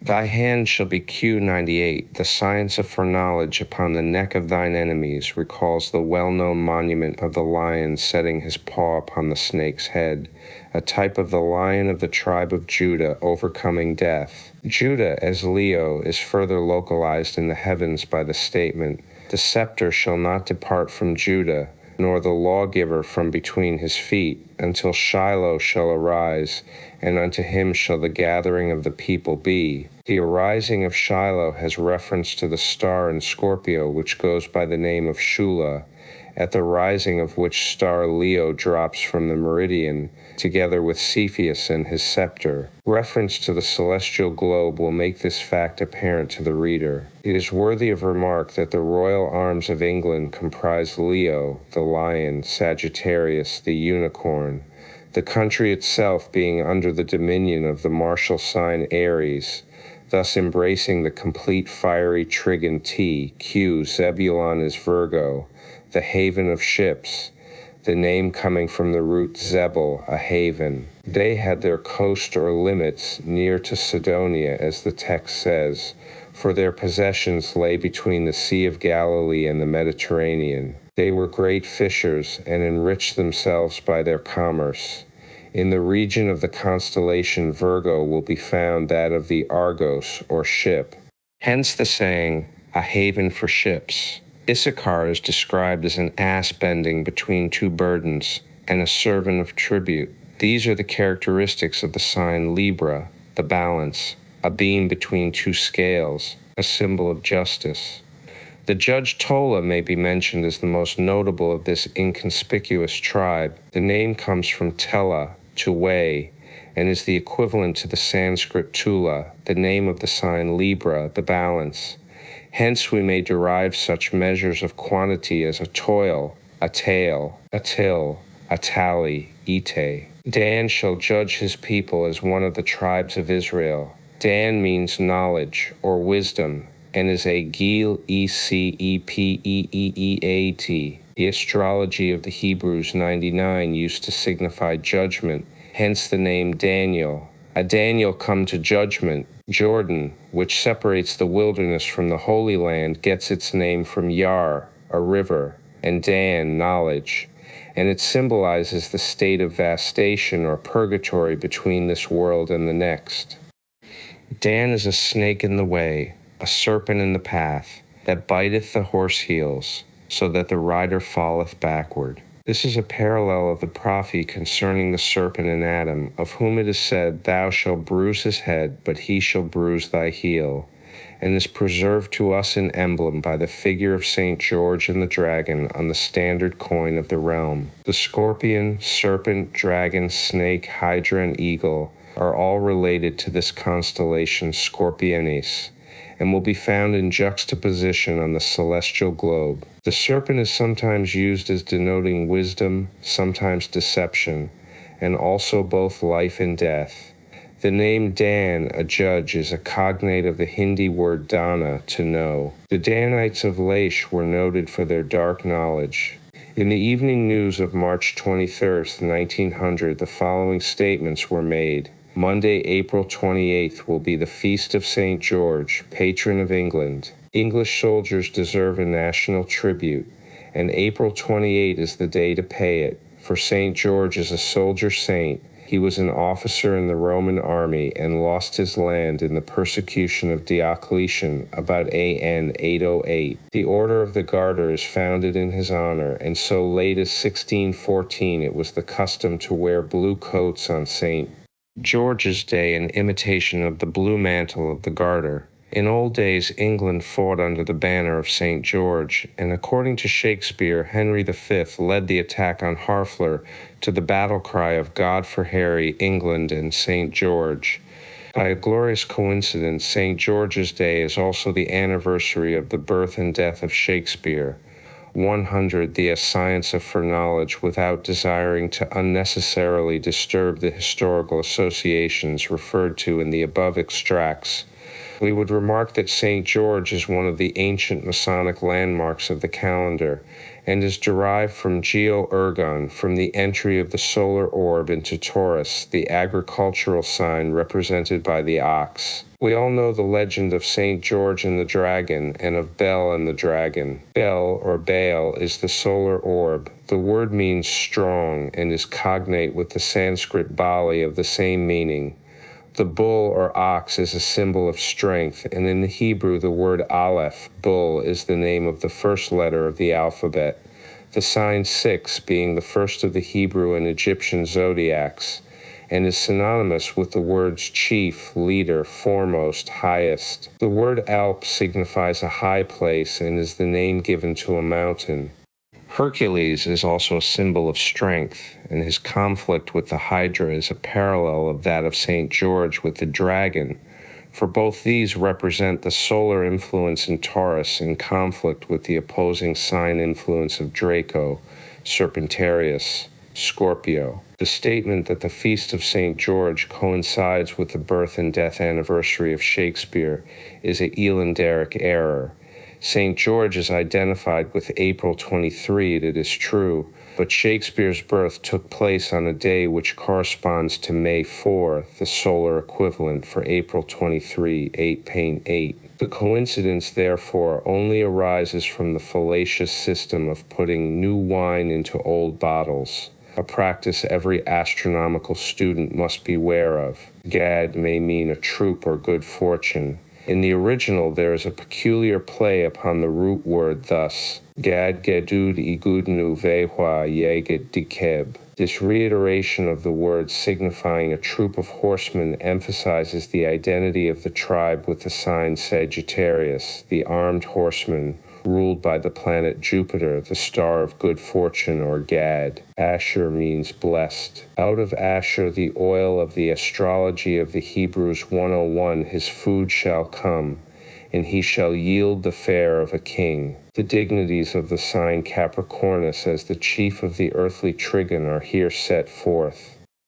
The term Madnamalek, translated royal dainties or kingly fare, should, in our opinion, be rendered the pleasant things of Melech, TE of the planet Saturn, which was known as Melech. The Israelites were forbidden to make offerings to Melech, and a curse was put upon those who passed their seed through the fire unto Melech. It does not refer to the sacrifice of their children to an idol, as some suppose, but to secret vice. The word Melech means a king. Naphtali is a hind let loose, he giveth goodly words. The Septuagint version is far preferable. Naphtali is a spreading tree at la shalecha, yielding leafy branches mrai sapphire. The tree is a symbol of the human race, and the Messiah or God-man is spoken of as the tree of life, the leaves of which are for the healing of the nations. The saints, men made perfect, are called trees of righteousness. The man restored to vision saw men first of all as trees walking, From these considerations, we can see the identity of Aquarius with the tribe of Naphtali, the spreading tree. Reference to the primitive root Atz will throw some further light on this subject. Joseph is shall gather is the branch of a vine, of a fruitful vine by a pool, whose branches run over the wall. Drummond, in his Oedipus Judaicus, affirms that the text Olt din Banuth has reference to the hen and chickens upon the back of the ace, Olishur, and so indeed it may, since it has the evidence of the ancient planisphere in support of it. The Babylonians represented the Succoth Banuth in the region of their zodiac to which this tribe is referred, viz. Pisces, the position being that of the constellation, not of the sign so designated. Dagon, the man-fish, was worshipped by the Philistines as 102, the science of foreknowledge, the deity of increase, whence some philologists derive the name from Dagon, i.c. corn, and it is singular that Joseph's remarkable storage of corn was the means of his exaltation at the Egyptian court. Joseph was the progenitor of the shepherd, the headstone of Israel, and was called in Egypt Zaphnath Paneah, Savior of the world. Joshua, the antype of Jesus, the names are identical in the Hebrew tongue, was the son of Nun, i.e., of the fish, and the word Ishvan, Joshua, or Jesus, means he shall save, and the Savior made his disciples fishers of men. The fruitfulness of the sign Pisces is astrologically determined beyond all doubt, and the identity of the tribe of Joseph with that sign is well supported by the singular blessings promised to Joseph, blessings of the heavens above and of the hearth beneath, blessings of the breast and of the womb, Ite. The sign of Pisces is ruled by Jupiter. Benjamin shall raven as a wolf. In the morning he shall devour the prey, and in the evening he shall divide the spoil. Benjamin means son of the right hand. Judah, Q, was the lawgiver. Gad, Hag, was the right hand of the law, plus E, the fifth constellation from Q. And Benjamin, 71, is the son of the right hand, 1, E, the fifth constellation from F. He is depicted as a ravening wolf, improvident, attacking at first and depleting the fold, and afterwards, by a transformation of character, sharing all the spiritual plunder. Paul was a good example of the Benjaminite. In the beginning and the end of the Jewish dispensation, they were remarkable for their valor and conquests. They were famous warriors and very skillful in the use of weapons. These are the characteristics of Marsmen. The Egyptian planisphere represents the constellation Aries by a man with the head of a wolf, Anubis, the awakener. This is the same as the Achkaleb, or man-wolf, of the Hebrew Kabbalah, and the Aesculapius, the healer of the Greeks. The astrology of the Hebrews 108, the dream of Joseph is synthetic of this distribution of the signs among the tribes, for the sun, moon, and 11 stars that make obeisance to him were Jacob, his father, Rachel, his mother, and his 11 brothers. To this day, the sun is astrologically the significator of the father and the moon of the mother. It may be as well to repeat in this place that there is no warrant for the sweet influences of the Pleiades, so often quoted from Job Tepshav Sepshav Sivert 31. Hethigasher modanuth kima au moshakoth kesil tipatek. Canst thou bind the tremblings of heat, or loose the cold seal? This kesil is the cold influence of month November-December, which is named Kislew.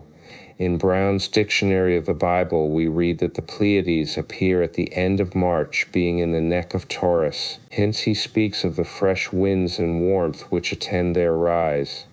As a matter of fact, they appear in autumn and winter, not in the spring and summer. The sweet influences of the Pleiades, as every astrologer knows, are a minus quantity.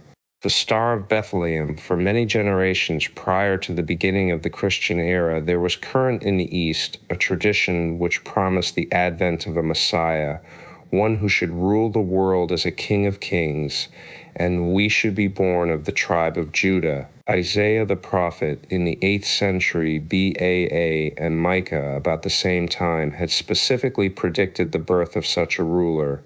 Thus Micah v2, "But thou, Bethlehem Ephratah, Although thou art the least of the heads of Judah, from thee shall go forth he who shall rule in Israel, and whose goings forth are from of old, from times eternal. The text seems to convey the idea that these goings forth, or manifestations of the Godhead in the flesh, had previously occurred at different times from the most remote ages of the world's history.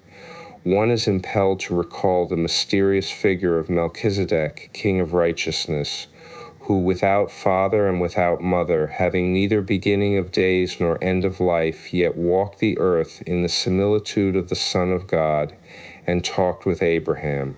Not expecta regnum. So why did he intrude ex nihilo nihil fit? Certainly not a Christendom. However, as we have seen, a Messiah was expected, and the scriptures say that a Messiah was born, according to prophecy, in Bethlehem of Judea, about 6 miles south of Jerusalem. In the last year of Herod the Great, 4 BC, Augustus Caesar commanded a registration of the Jews in Palestine. Accordingly, every family repaired to its tribal division, and Joseph, with his wife Mary, journeyed from Nazareth to Bethlehem, the birthplace of David, because they were of the house of David. On their arrival at the inn, they found it fully occupied by those who had come a shorter distance, or had traveled quicker than they. They took refuge in the adjoining stable. There Jesus was born. Simultaneously there appeared in Jerusalem certain magi from the Hast, inquiring for the newborn King of the Jews, saying they had seen his star in the east, and were come to worship him. Naturally, an announcement of that kind, coming freshly from the lips of strangers who had traveled from afar, men whose distinctive office was sufficient to secure them a respectful audience, would cause something more than a flutter of excitement. As a matter of fact, Herod was troubled when he heard it, and all the people with him. But Herod's health was failing, and he had no son to succeed him. What were the priests and scribes doing, that they had no knowledge? 106. The science of foreknowledge of this great event. Let them come to Herod and declare where the Christ should be born. They had but one source of inspiration, the prophet Micah, and they quoted him, "In Bethlehem of Judea," and they were right. Jealous of this newborn king, Herod dispatched the Magi to Bethlehem, persuading them with cunning words to return and report to him. It is here that we come upon the vagaries of that bright particular star, popularly known as the Star of Bethlehem. The Magi had seen it in the east. We are not told how long since. Now as they travel southward from Jerusalem, the star appears to move before them, reaching the meridian just as they approach the inn of Bethlehem.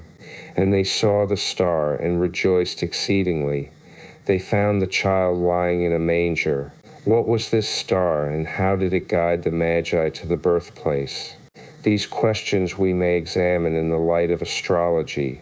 The Magi had seen his star in the east. Then why did they go westward to Judea? We reply, when they say they had seen his star in the east, they did not mean in the eastern horizon, the geographical east, but in the east of the zodiac, in the region of the constellation Aries.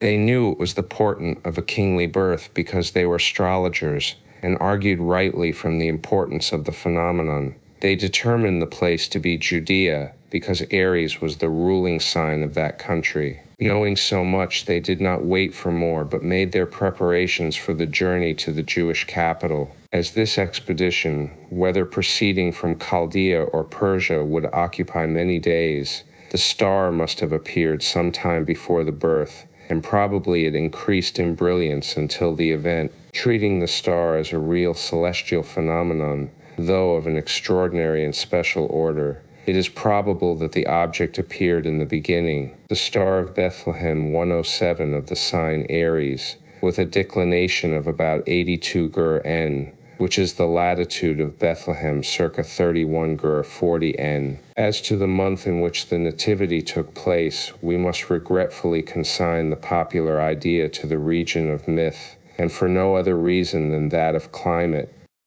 We are told that there were in the field shepherds, keeping watch over their flocks by night. The latitude of Bethlehem, 8140 Phi, taken in relation to the sun's extreme south declination, 2844, on the December 25 shows that its rays, even at high noon, would have an obliquity of 55-24 in regard to Bethlehem, and this angle corresponds to the middle of March in our latitude, 5148 Phi N. Anyone who can get the loan of a sheep or two cares to try watching over flocks by night during the middle of March anywhere in the latitudes, he will get a true idea of the popular carol which represents the shepherds all seated on the ground at midnight on the December 25. It is this particular incident of the shepherds watching by night that specially helps us to fix the probable month of the Nativity as either August or September, the hot season of Palestine. We may choose August for the following reasons. 1. The period between the Nativity and the death of Herod the Great was 94 days. Now, as the Tetrarch died in the same year that Jesus was born, 4 BC, and near the end of November, the Nativity must have taken place in August. This and the following days were formerly the Saturnalia of pagan Rome. 108 The A Science of Foreknowledge 2. The registration or census of the Jews under Caesar would no doubt have been fixed for the commencement of the Jewish civil year in the month Tishri, which in the year began on September 6. The mandate of Caesar would have regard to the ordinances of the Jewish law. Joseph and Mary always went up to Jerusalem to keep the Passover, and probably it was also their custom to attend the Feast of Tabernacles, which took place on the 15th of Tishri, that being one of the 7 great occasions of Jewish celebration. Hence there would be convenient reason for the mother to be in or near Jerusalem towards the end of August. 3. If we count 94 days prior to November 25, on which day Herod died, we come to August 28, according to Archbishop Usher's calculation. On this day the sun enters the zodiacal sign Virgo, the Virgin, and the 13th lunar mansion Altair. What more befitting the virgin-born king than this entry of the solar orb into the sign which in all countries was held to typify the Immaculate Mother? As to the exact hour of birth, there is nothing in the text which serves to guide us to a true estimate, but we know that the Nativity had taken place when the star stood over the house where the child lay. We can reasonably assume that the star must have held a prominent position in the horoscope of the great event, and as we have determined its position in the beginning of Aries, we may safely consider that part of the zodiac to have been just in the east at the moment of birth. In support of this idea, the following reasons are adduced. 1. If the Magi arrived in Jerusalem just about the time of the birth, or before it had risen, it is evident why they could not point to it in witness of their words, "We have seen his star." Later on, when they had audience of Herod and had learned from an assembly of the priests and scribes that Bethlehem, the star of Bethlehem, 109, was to be the birthplace of the King of the Jews, they set out on their journey thither, and they saw the star now high in the heavens, and rejoiced. L2. The first asterism or lunar mansion corresponding to the first 18 grade of the sign Aries is called A Natha, the slain lamb. Throughout the scriptures, the lamb Ale or Aries is a type of the Messiah. The crucifixion took place about the time of the Passover, in the month of April, when the sun was in the sign Aries. 8. A calculation shows the planet Mars to have occupied the zodiacal sign Leo at the Nativity. Mars, as the god of war, fitly determines the significance of the words, "I came not to bring peace, but a sword." And here we find the ruddy planet ruling Aries, the natal sign, and posited in its own lion, in conjunction with Neptune and Mercury. However, Jesus was spoken of as the Lion of the tribe of Judah, that tribe being under the sign Leo, as in Gen X Lix, Judah is a lion, an old lion crouching down, etc. Hence Jesus was a lion of lions, a king of kings, and rightly portrayed by the regal solar sign Leo. 4. A further calculation shows Saturn to have been rising in the sign Aries, afflicting Venus in Cancer by a malefic square aspect, and the full moon in the sign Pisces occupying the house of sorrows, 12th, in opposition to the sun in the house of suffering, and approaching a conjunction with the malefic planet Uranus. Two texts immediately spring into memory: a man of sorrows and acquainted with grief, spoken of the Messiah by the prophet, and my kingdom is not of this world, spoken by the man of sorrows of himself. In conclusion, I have approached this inquiry in the light of Scripture and the light of reason, and I find them not incompatible. It is worthy of comment that a brilliant star far outshining Venus in luster was observed by Tycho in the 16th century, and the same star was seen in the 13th and 10th centuries. 1110, The Science of Foreknowledge, Joan of Arc, is his foreword to the translation of the ancient French manuscripts of Jean-François Alden in the archives of France. Mark Twain says, details of the life of Joan of Arc form a biography which is unique among the world's biographies in one respect. G is the only story of a human type which comes to us under oath, the only one which comes to us from the witness stand. The official records of the great trial of 1481 and of the process of rehabilitation of a quarter of a century later are still preserved in the National Archives of France, and they furnish with remarkable fullness the facts of her have. The history of no other life of that remote time is known with either the certainty or the comprehensiveness that attaches to hers. From this statement it will be seen that the following facts, taken verbatim from Mark Twain's work, may be relied upon as authentic.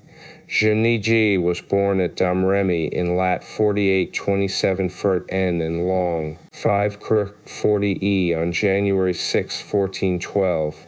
Corroborative evidence is contained in the work already cited, the opening words of which read as follows: I, the Sieur Louis de Conte, was born in Neufchâteau on January 6, 1410, that is to say, ici avotly 2 years before Joan of Arc was born in Domremy. This Louis de Conte, it should be said, was the page and secretary of Jeanne d'Arc during the wars, and her companion in childhood. The family to which Joan belonged was composed of Jacques d'Arc, the father, Isabelle Romay, the mother, and their issue, vide, Lee 1112, The Science of Foreknowledge, Jacques, born in 1406, Pierre, born in 1408, Jean, born in 1409, Joan, born in 1412, and Catherine, born in 1415. The d'Arcs led a pastoral life, and Joan was accustomed to tend sheep and cattle. From the first dawn of intelligence, Joan gave evidence of a remarkably gentle disposition,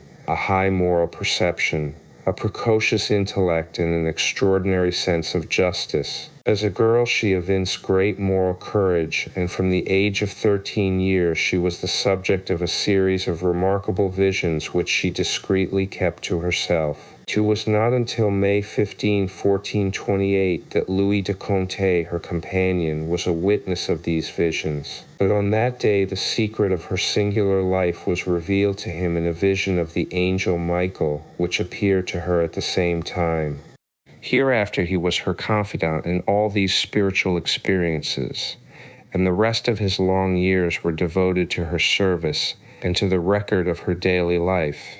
It was on January 5, 1429, the eve of her 17th birthday, that Joan gave substance and point to her continual assertion that she was advised to save France.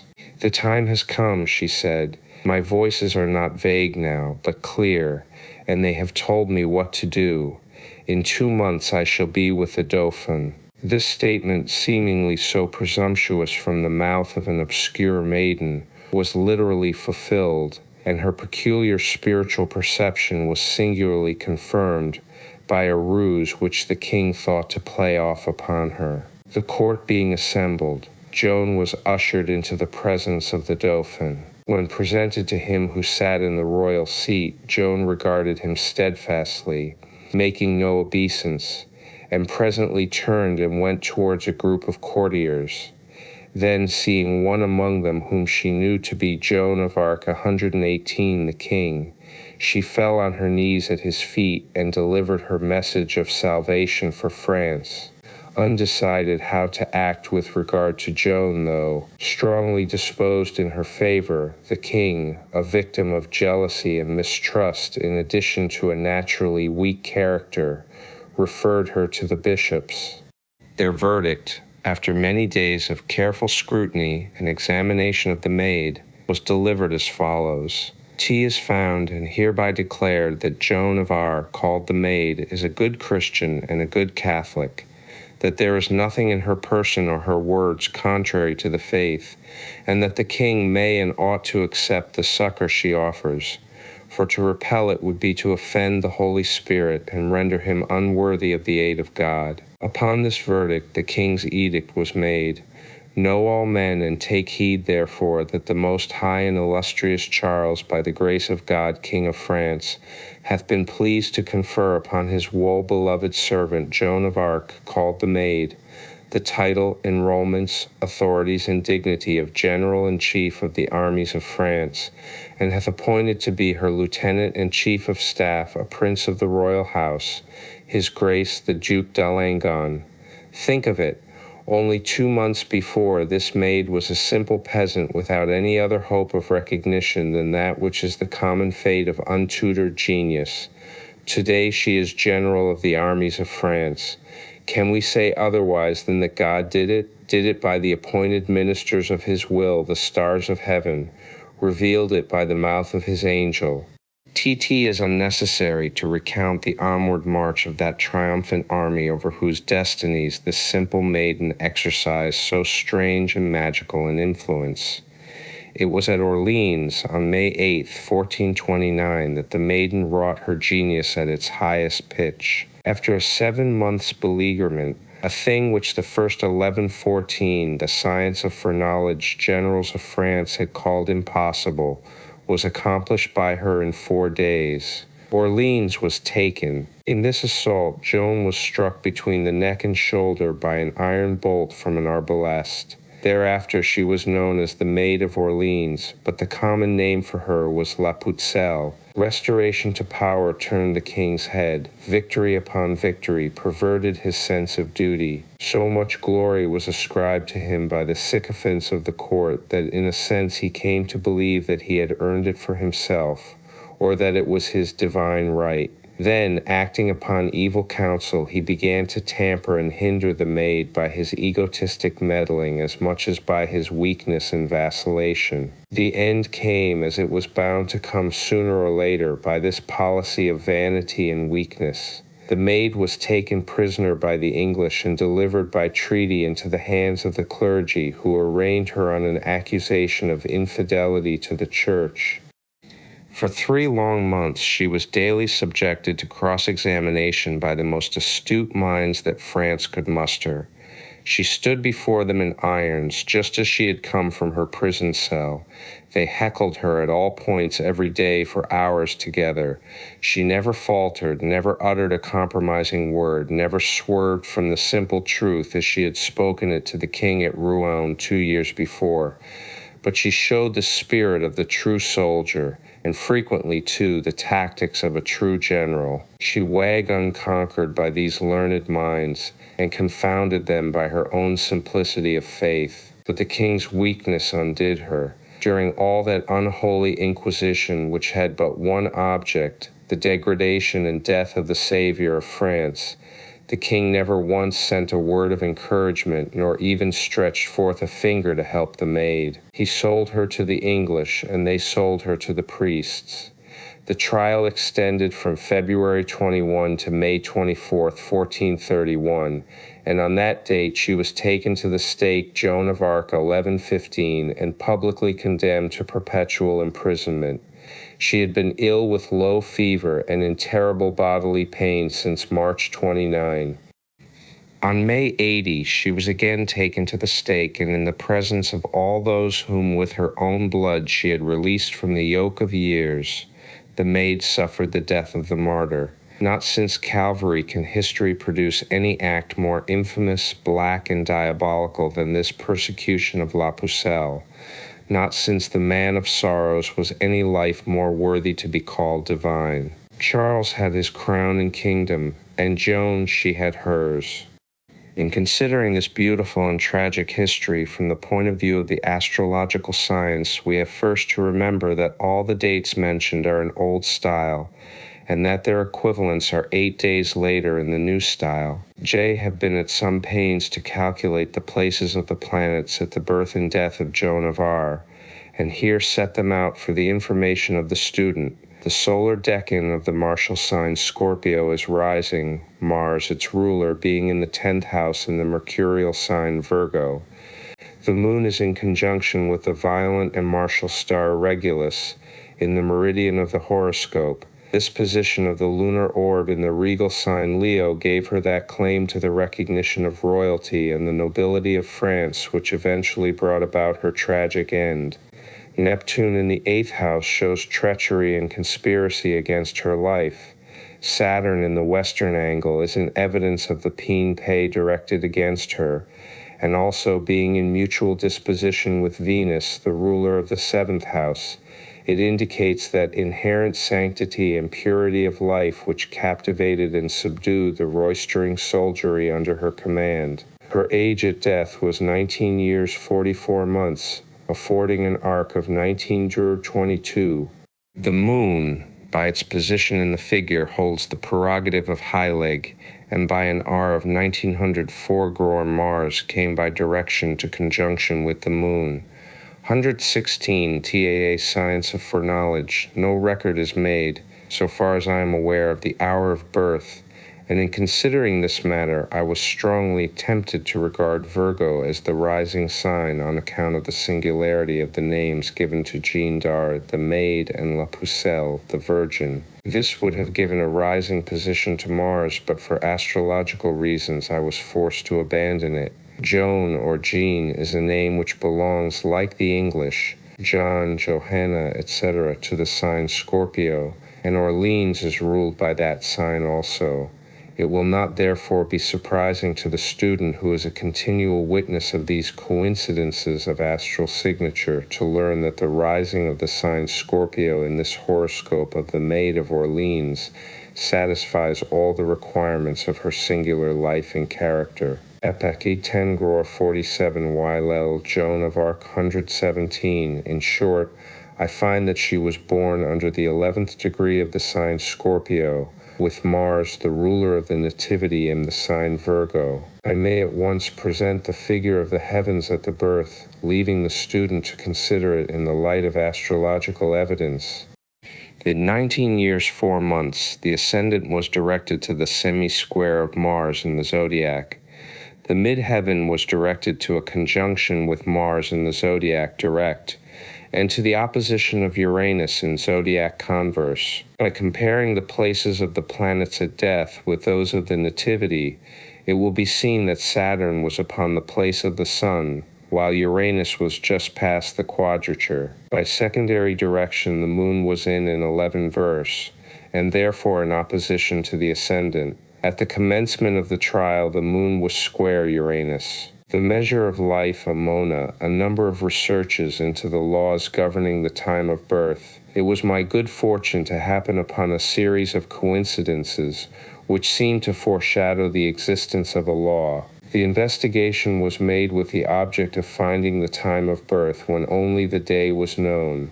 It seemed plausible that the date of birth was in some intimate manner connected with the date of death, that the extremes of life held a certain definite relationship to one another, which when regarded as an R of the circle of existence, should be capable of more or less exact measurement. Further, it is already known that by the measure of time employed in astrology, viz., 1 day after birth for each year of life, a certain day after birth, known as the progress, will correspond to the year of death, just as the day of birth itself corresponds to the year of birth.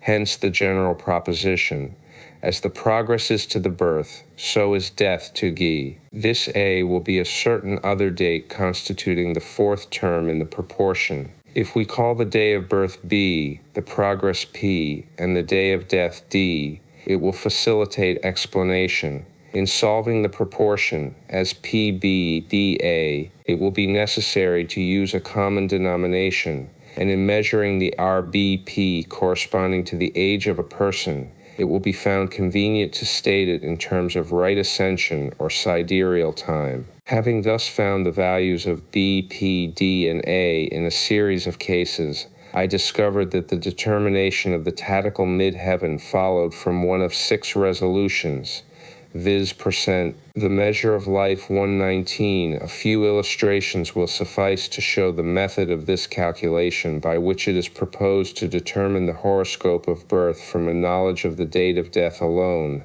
and conversely to determine the date of death from a known horoscope. Examples: Lord Tennyson, born August 6, died October 6. A go at death, 83 years. Progress, October 28.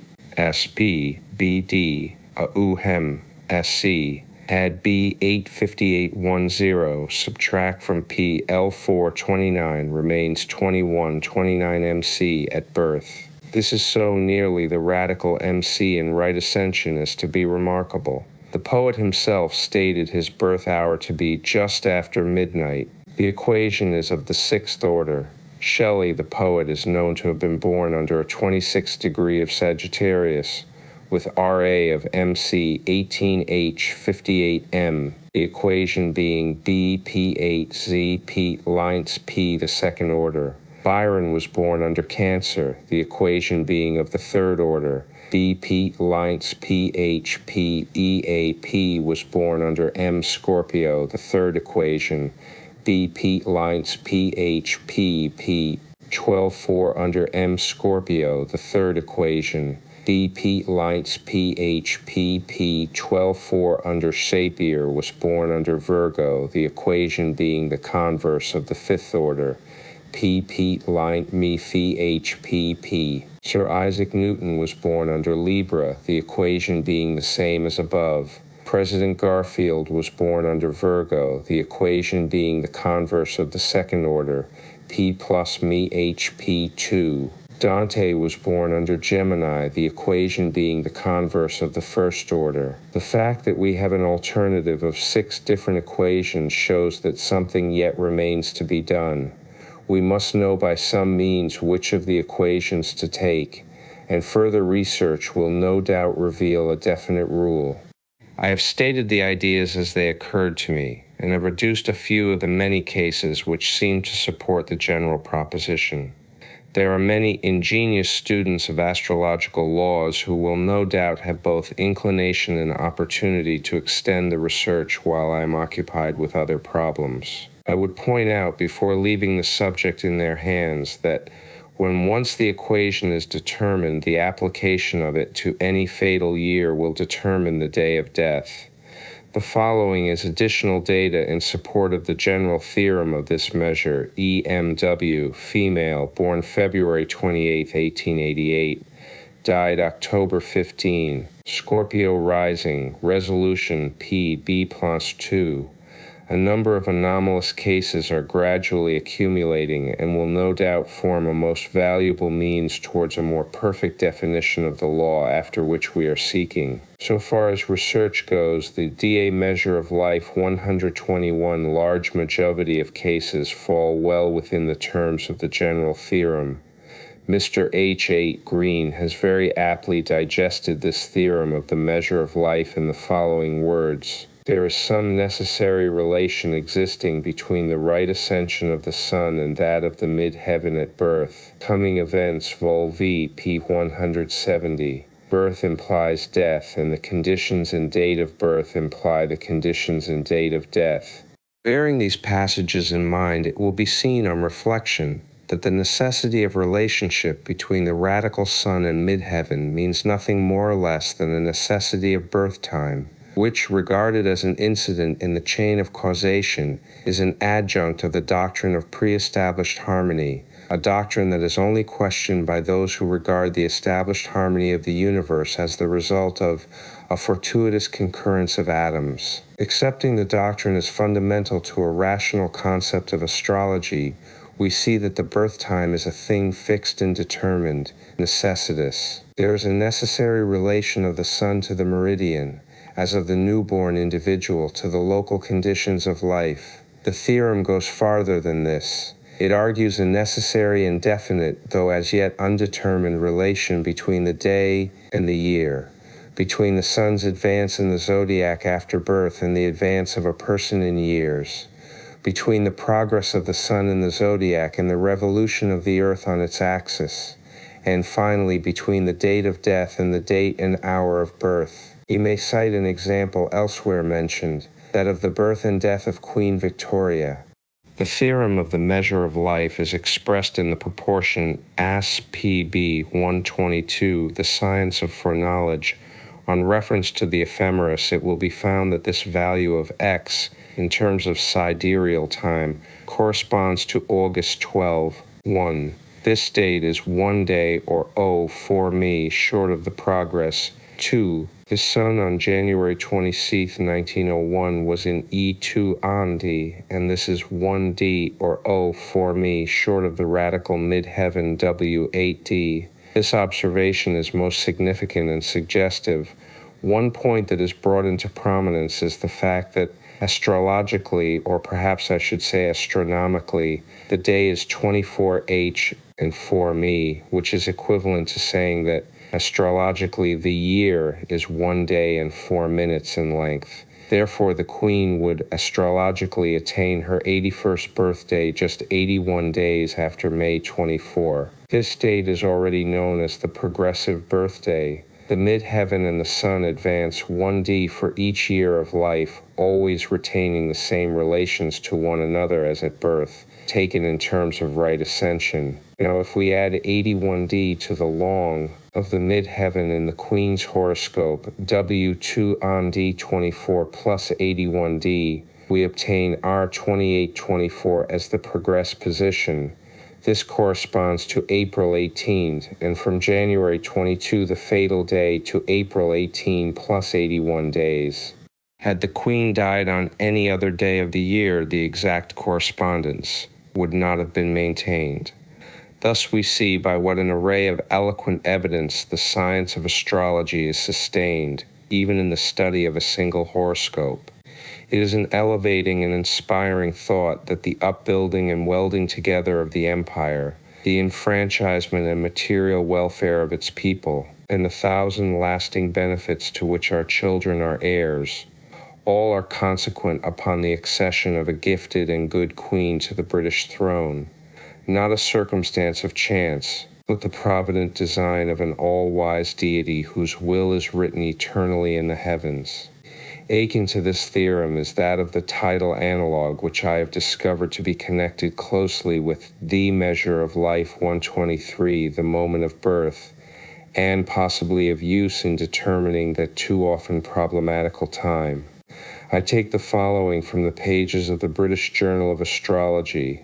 There may be a necessary relation between the luminaries at the exact moment of a birth, though fact that the universe is conformable to recognized laws of motion would certainly uphold the suggestion of such a relationship of birth to the incident of lunisolar action.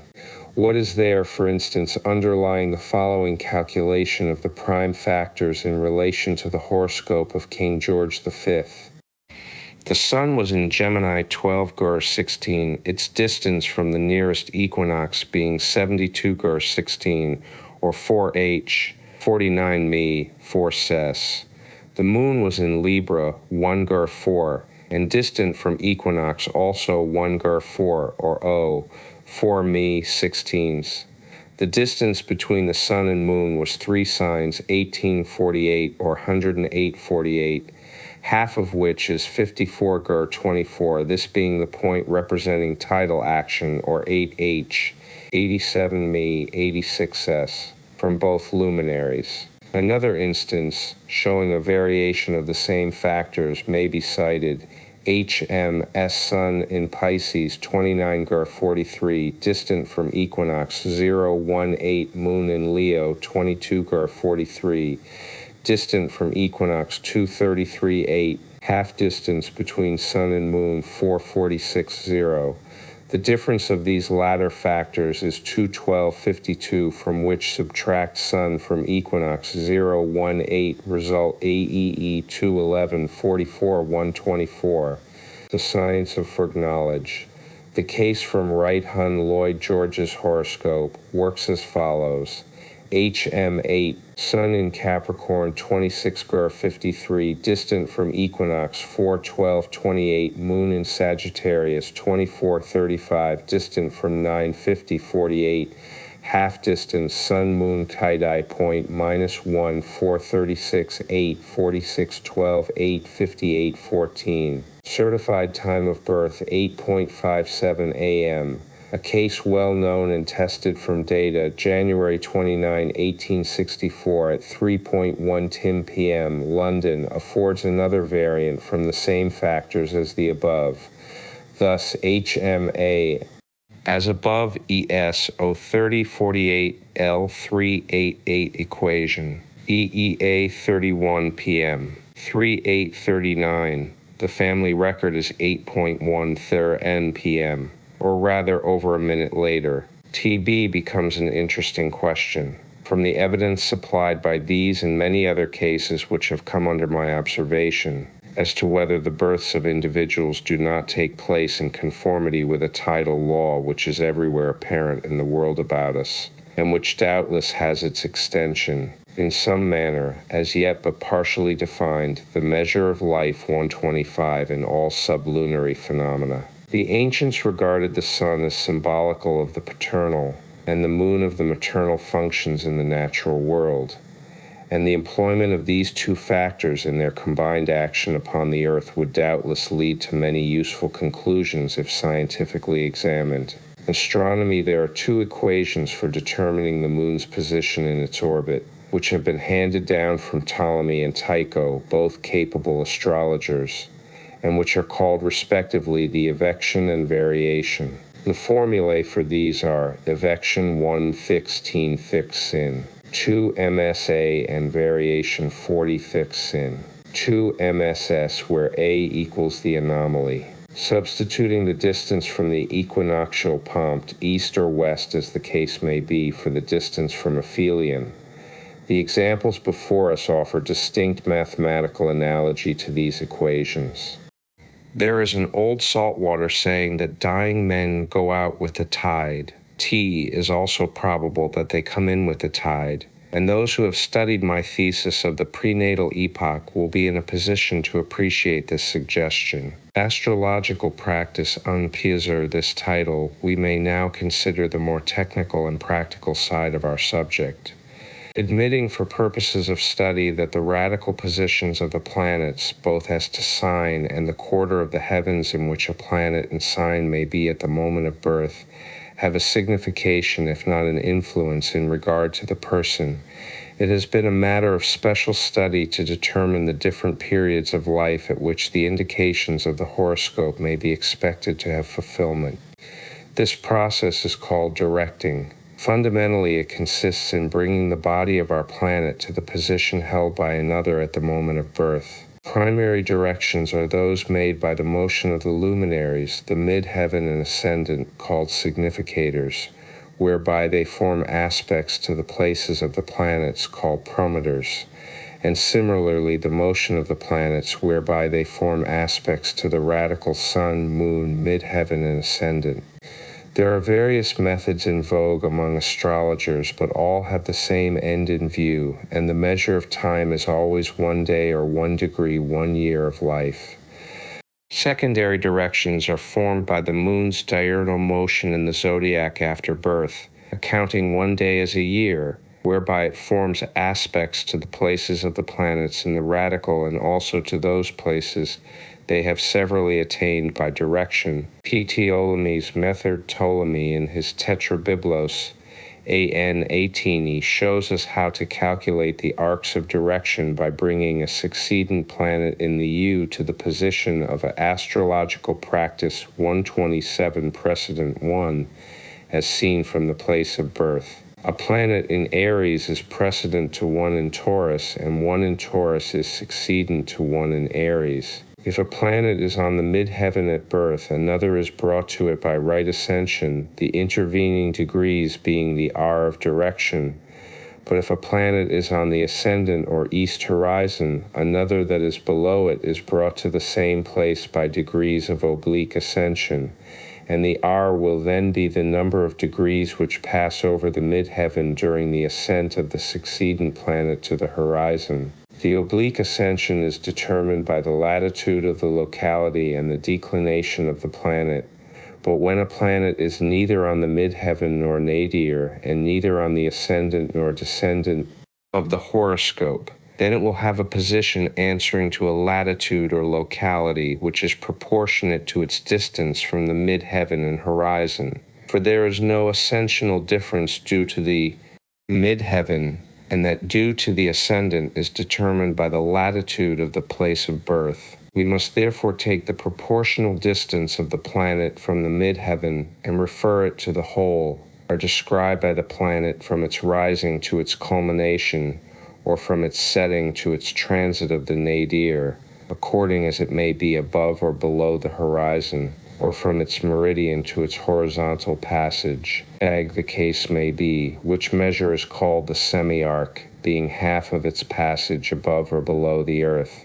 It is determined by the declination of the body and the latitude of the place. Thus we obtain a pole or latitude between 0 graus and the latitude of the place of birth. Then the oblique ascension or descension of the body under that pole, and the oblique ascension or descension of a suascent body under the same pole, will differ by the R of right ascension, which is required to bring the one planet to the place of the precedent planet as seen from the place of birth. This constitutes the whole method of Claudius 128, the science of foreknowledge Ptolemy, and it has had advocates and exponents in all climes ever since it was formulated by the great astronomer. I have called it a method advisedly, for it does not present the coordinated results of a system.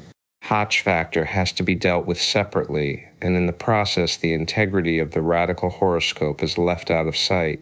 Thor can be little doubt that the method affords some valuable pointers, but it will be seen that there is no uniformity of motion among the several factors, and the labor involved is very considerable. A coordinated and easy method of dealing with the primary Aries will be found in my Primary Directions Made Hasi, which enables the student to bring out areas of direction to within 3 months of the exact time by mere reference to a table of ascensions or table of houses. In distinction from the highly mathematical method of Ptolemy and its extension by Placidus de Titus, we have the Arabian system commonly in vogue among Western astrologers.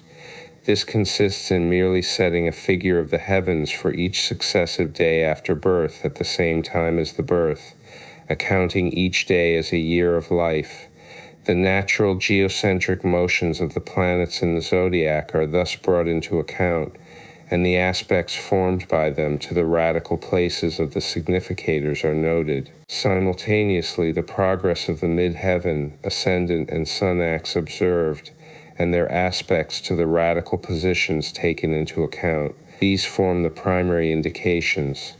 The secondary indications are formed by the moon's apparent motion in the zodiac during each day after birth, and the aspects thus formed by it to the radical and progressed positions are noted, together with the sign and house in which the planet and aspect to the moon may be at the time. Each day after birth being equal to 1 year, every 2 hours of the moon's motion is equal to 1 month, and thus we get mensual indications which are entirely absent from the Ptolemaic method. The system here briefly defined has been variously Astrological Practice 129 applied and amended by different writers, but the principle remains the same, and is that most commonly subscribed to by students. As a variant of the scheme I may here cite Bonatis' method of directing. In the Universa Astrosophia Naturalis of Antonio Francis de Bonatis, printed in Batavia 1617, the following system of natural astrology is explained and illustrated. The natural motion of the heavens and of the heavenly bodies, as observed in relation to the earth, or any art of it, is taken as the ground plan of the system. The Earth, by its diurnal rotation on its axis from west to east, causes the celestial concave to assume an apparent motion in the opposite direction. By this apparent motion, the planets rise, come to the meridian, and set, forming aspects in mundo to the midheaven, ascendant, and their opposite angles. The space traversed by the meridian from one conjunction with the Ken to the next is the increment of 1 year's direction. It is neither 1 degree of right ascension nor 1 degree of longitude, but the difference of the sun's longitude from day to day, following upon that of birth. In effect, a figure is cast for each day after birth, applying the hour of birth to the sidereal time at noon on each day succeedent to the birth. So far, the idea is not remarkable for its novelty, having been previously applied by Julius Firmicus and Placidus de Titus. It will be observed, however, that the sun becomes the true chronocrator or time maker by its diurnal motion, which at certain seasons is less, and at certain others more than 1 degree a day. The operation, in short, is nothing more or less than the direct direction of the meridian in the zodiac, and that of the ascendant under the pole of the birthplace. For with each direction of the MC, a new ascendant is taken out under the latitude of birth from the tables of houses, or otherwise as may be the more agreeable. 1800. The Science of Foreknowledge. When, however, we come to consider the planetary positions in the directional horoscope thus obtained, we find Bonatis contending for a new and a more natural order of things. In the system of Firmicus, Placidus delucidate non inventi, the sun, moon, and planets retain their radical longitudes, which by this motion of the heavens are brought successively to aspects and conjunctions with the angles in one another. Bonatis, however, contends against this as being contrary to nature, for he argues from the fact that at such time as the meridian shall be increased by a certain right ascension, the sun, moon, and planets will not be found in their radical places, but each body, according to its natural motion in the zodiac of the earth, will have increased or diminished its longitude according to whether it be direct or retrograde. He therefore takes out the true longitude of the planets for each succeeding day and applies them to the progressive horoscope for those days, and in this particular he makes no exception of the moon. The mundane and zodiacal aspects and parallels are then apparent from a mere inspection of the figure. The work by Bonatis is illustrated by numerous horoscopical figures bearing out this system, and others in which the progressive revolution is put forward on the same grounds. The system strikes one as being natural, and therefore probably true. Of the virtue of transits over the progressed mid-heaven, ascendant, sun, and moon, we have had ample and striking proof in a variety of instances, and in these pages we have repeatedly called attention to it. The progressive places of the significators are therefore capable of actual affection by the coincidence of transits, lunations, and eclipses, and it is not unreasonable to suppose from that circumstance that they are equally susceptible as significators when directed as Bonatis recommends. But to bring matters to the test of true or false is a matter as easy as it is essential. AEEA Astrological Practice 8-1. To commence with our own experience, the death of the father may be taken as the first great event of life, happening as it did at the age of 4 years, 1 month, and 10 days. Correcting the time of birth from this event by the direction of As, Heim-Pan, Heim-Kan, we recommend the system of Bonatis of the student as worthy of close investigation. The Radic system Haveen opened up the subject of directions by a brief summary of the methods generally. In use among experimental students and public exponents, I am now in a position to lay the foundations of a more complete and at the same time facile method of my own discovery. The main features of any consistent measure of time must, in my belief, show all calculations to be directly related to the radical horoscope, OA, the horoscope for the moment of birth, and the indications derived from calculation must be in terms of that radix. If, therefore, we assume that the sun, moon, and planets maintain their radical relations throughout the life of an individual, and at the same time affirm that the subsequent aspects formed by them, either by direction of the significators or by that of the planets themselves, are to be taken as pointers or indications from which prognostics can be formed, there can be only one method and one measure of time. For it is obvious that a degree of right ascension is not equivalent to a degree of the zodiac, nor either of them to one day. 1 day of 24 hours is one revolution of the Barth on its axis plus 4 minutes, because during 24 hours the sun advances 1 degree in the zodiac. Hence 860 equatorial degrees are not equal to 24 hours, but to 23h, 56 mu. Thus, if the meridian of a place were in line with the sun in Pisces 15° at noon, one rotation of the hearth would bring it again to that point of the zodiac, but it would require another 4 minutes of time to bring it into line with the sun, now in Pisces 16°.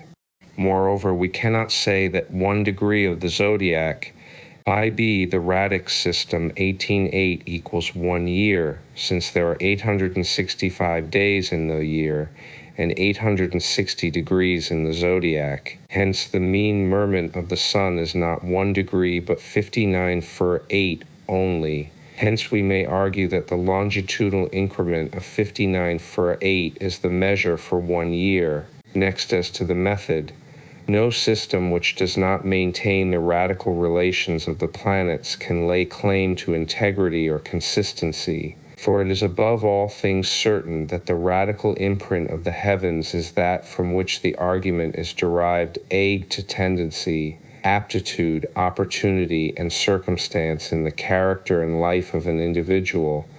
We may thereafter direct Jupiter to the mid-heaven, or the ascendant, or to the good aspect of the sun or moon, but the detached significance of the planet cannot be rightly judged apart from a consideration of its radical relations and affections, and this is the chief cause of expectancy being disappointed in many cases.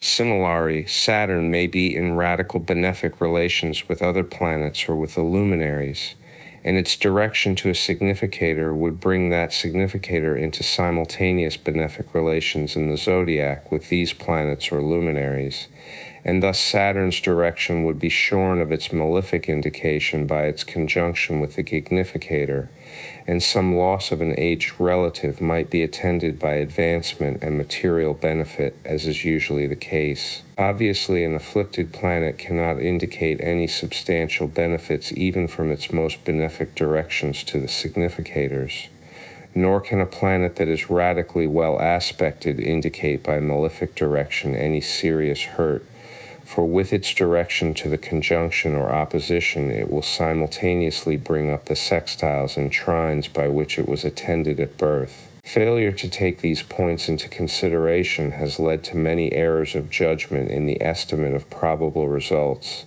and any system which depends for its prognostics upon the detached indications of the planets may be regarded as incoherent and inarticulate. 18.4. The science of foreknowledge. The following method is therefore advanced as the most consistent and fully tried system as yet published, and has been in use for some time by the author with the very best results. The Schrenfroders are the sun, moon, mid-heaven, ascendant, and part of fortune.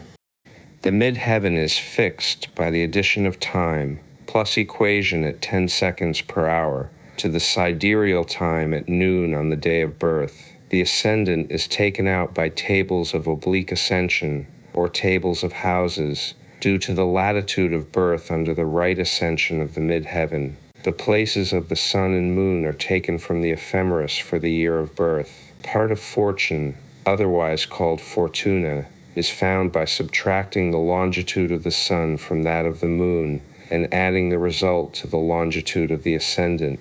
This gives a zodiacal position as far from the ascendant as the moon is from the Example, the sun being in Pisces 29:48 and the moon in Leo 22:48, the ascendant in Sagittarius 24:48. We have the following calculation for the place of Fortuna, which is equivalent to Taurus 1943, in which we place the symbol. The planets' places are also taken out for the time of birth from the ephemeris and placed in the figure under their proper symbols. The horoscope is now complete, and the system of direction from this horoscope for any given period of life requires no further reference to the ephemeris. Direction is made by adding to the midheaven and ATA radix system 185 are equivalent to the age of an individual at any epoch.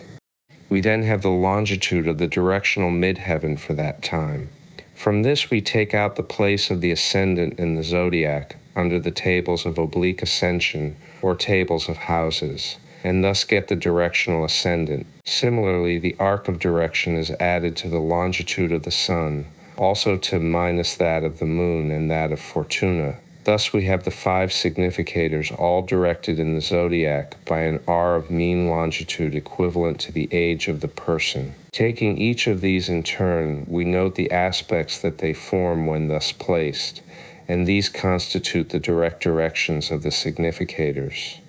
Next we add the same R of direction to the longitudes of Neptune, Uranus, Saturn, Jupiter, Mars, Venus, and Mercury, and from these directional places we note what aspects they form to the radical places of the 5 significators. This completes the entire series of current primary directions. Scompari directions.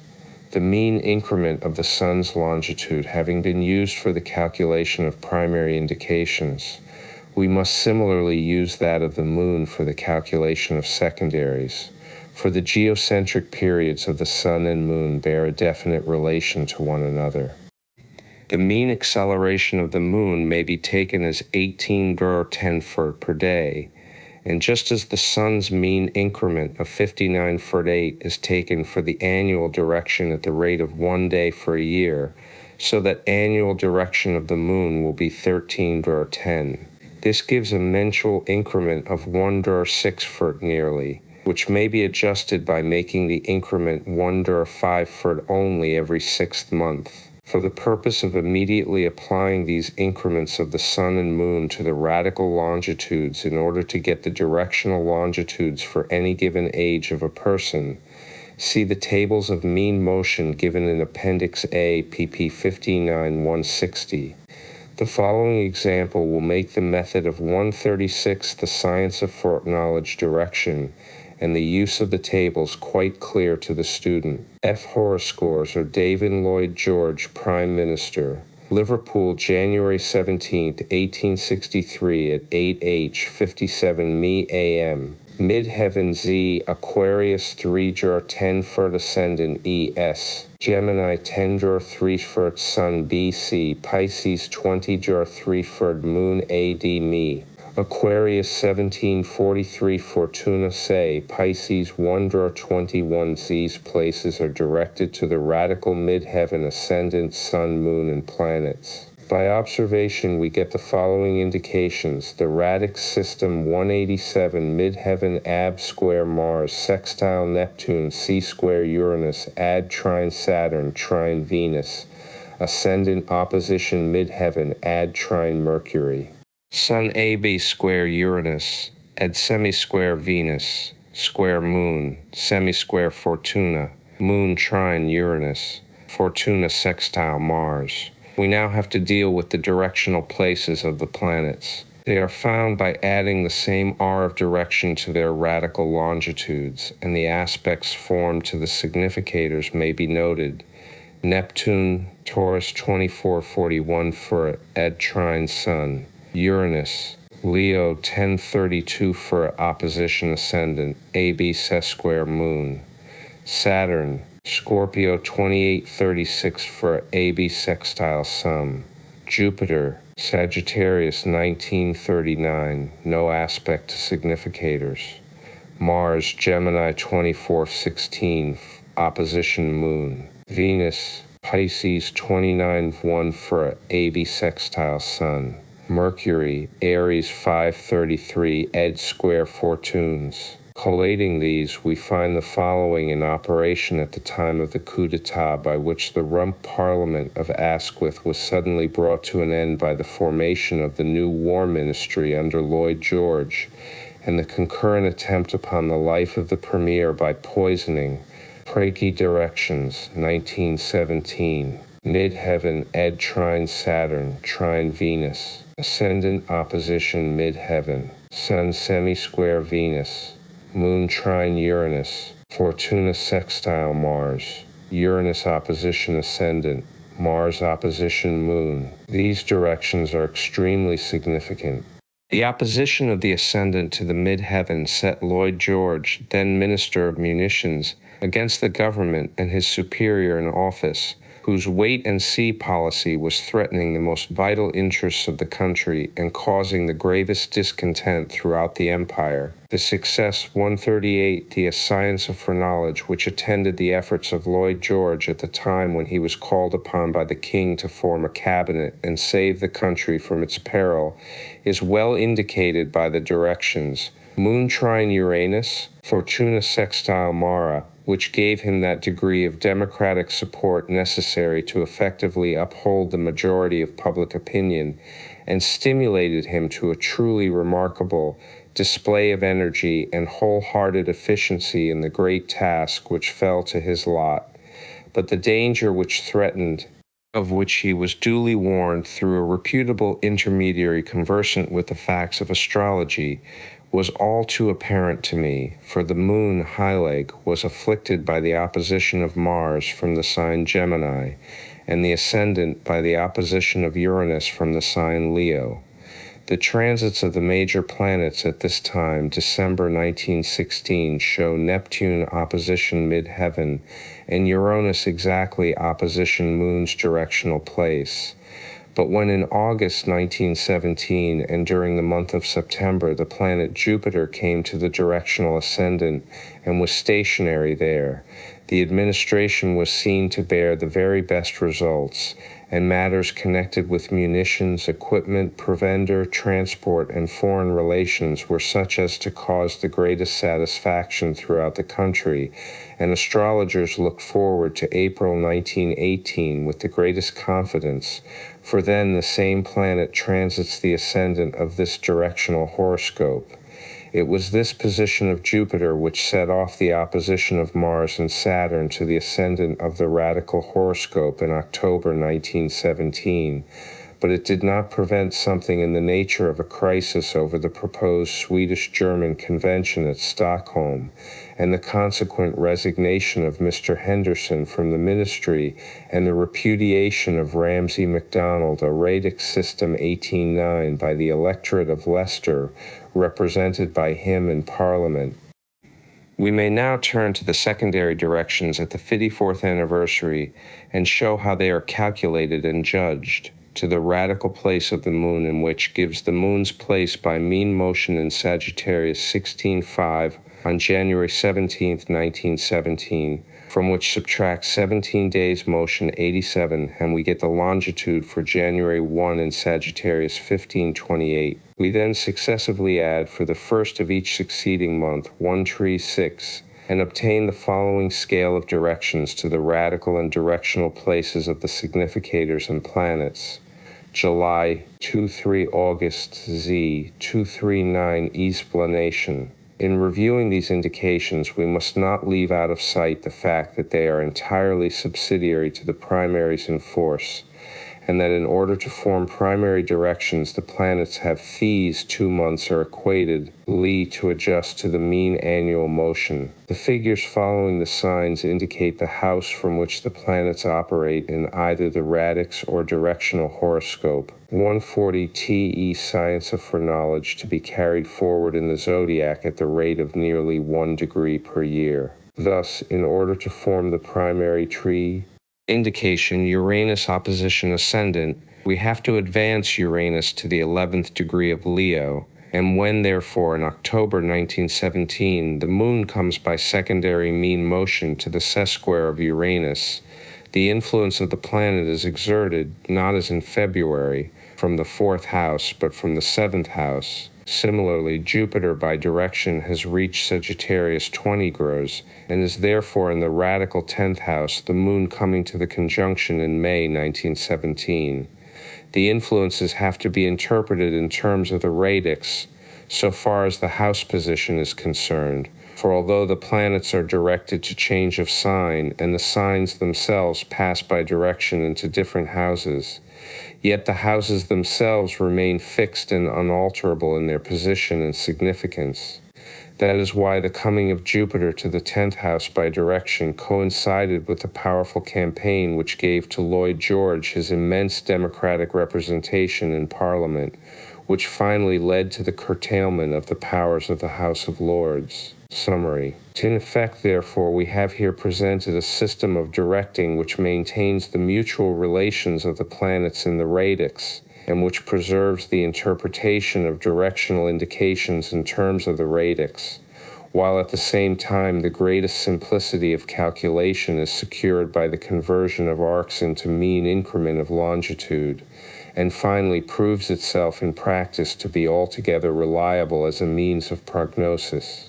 More than this cannot be expected of any system, and very much less has for some centuries satisfied the laborious and patient student. Horoscopical anomalies, disruptions of the law of sex in the prenatal epoch as defined by me in the Manual of Astrology, and since elaborated in association with the researches of Mr. E. H. Bailey, will be interested in the following study. It is a case of biovate twins born in the northwest of England at the following times. October 81, 1878, first at 5:30 p.m., second at 5:50 p.m., both Greenwich Mean Time. I may explain that biovate twins are such as are born from two distinct amnions as the result of the impregnation of two separate ova, as distinguished from monovate twins born from a double impregnation of one and the same ovum. My readers will find some most interesting information on this subject in Sir Francis Galton's Inquiries into Human Faculty, taking the two births as recorded and applying the prenatal epoch rules to them. The firstborn comes out at 5h88 mm, 28 p.m., and the second comes out at 5h51 mm, 58 p.m. GMT. The firstborn was practically an 8 months child, and the secondborn was a full 9 months child. The epoch of the first being March 5, 1873, at 6h52 mm Lis GMT, and the second being February 6 at 8h38 mm 46 GMT. Computed from the original time of birth in each case, the epoch affords the following comparisons. March 5, 1873, Moon X 1440 Fishy AS, X 1440 Fishy 14/4 to 52, the science of foreknowledge. Now I must state a few remarkable facts in connection with these two natives. The firstborn, the last conceived, became engaged in the fall of 1897, was married in February 1899, was taken ill on March 1, 1899, and died on March 11, 1899. The second-born, first conceived, is unmarried at the date of writing, and is in normal good health. Now I will ask any intelligent student of astrology to erect the two horoscopes of these nativities, one for 5:40 p.m. and the other for 5:50 p.m., and see if something is not wanting to distinguish between the fortunes of one and the other of these natives. The prenatal epoch solves the difficult problem. 2 presumes as a basis of its rationale that at back of the personality there is an individual pressing forward towards expression, that the horoscope of birth represents merely the environment of the individual, the conditions, in fact, through which the individual has to function, while the epoch horoscope represents in more intimate manner the nature of the individual itself as divested of the conditions of sex, heredity, etc., imported into the birth by means of the body it is clothed with. Hence, in the above remarkable case, we have two distinct individuals, the ratio of force in each being different and distinct. the innate tendencies divergent, yet both called upon to find expression through what is practically the same environment, horoscopically and socially. Let us see how these statements are borne out in the two cases before us. Referring to the epoch for the firstborn, March 5, 1878, at 6:52 p.m., we find Pisces 1440 rising with the moon in the sign Gemini 546, on the cusp of the third house, in zodiacal square aspect to the sun, which is exactly rising and in horoscopical anomalies 143 mundane square to both Saturn and Uranus. The sun has the semi-square aspect of Saturn, and Jupiter is in the 6th house and Mars in the 8th, both being rulers of the ascendant. Take the second on February 6, 1878 at 8:89 p.m., and we find Pisces 1446 rising with the moon advanced into the 3rd house, and going to the trine of the sun in Aquarius. In the first case, the moon is square to the sun, while in the second case it is trino to the sun.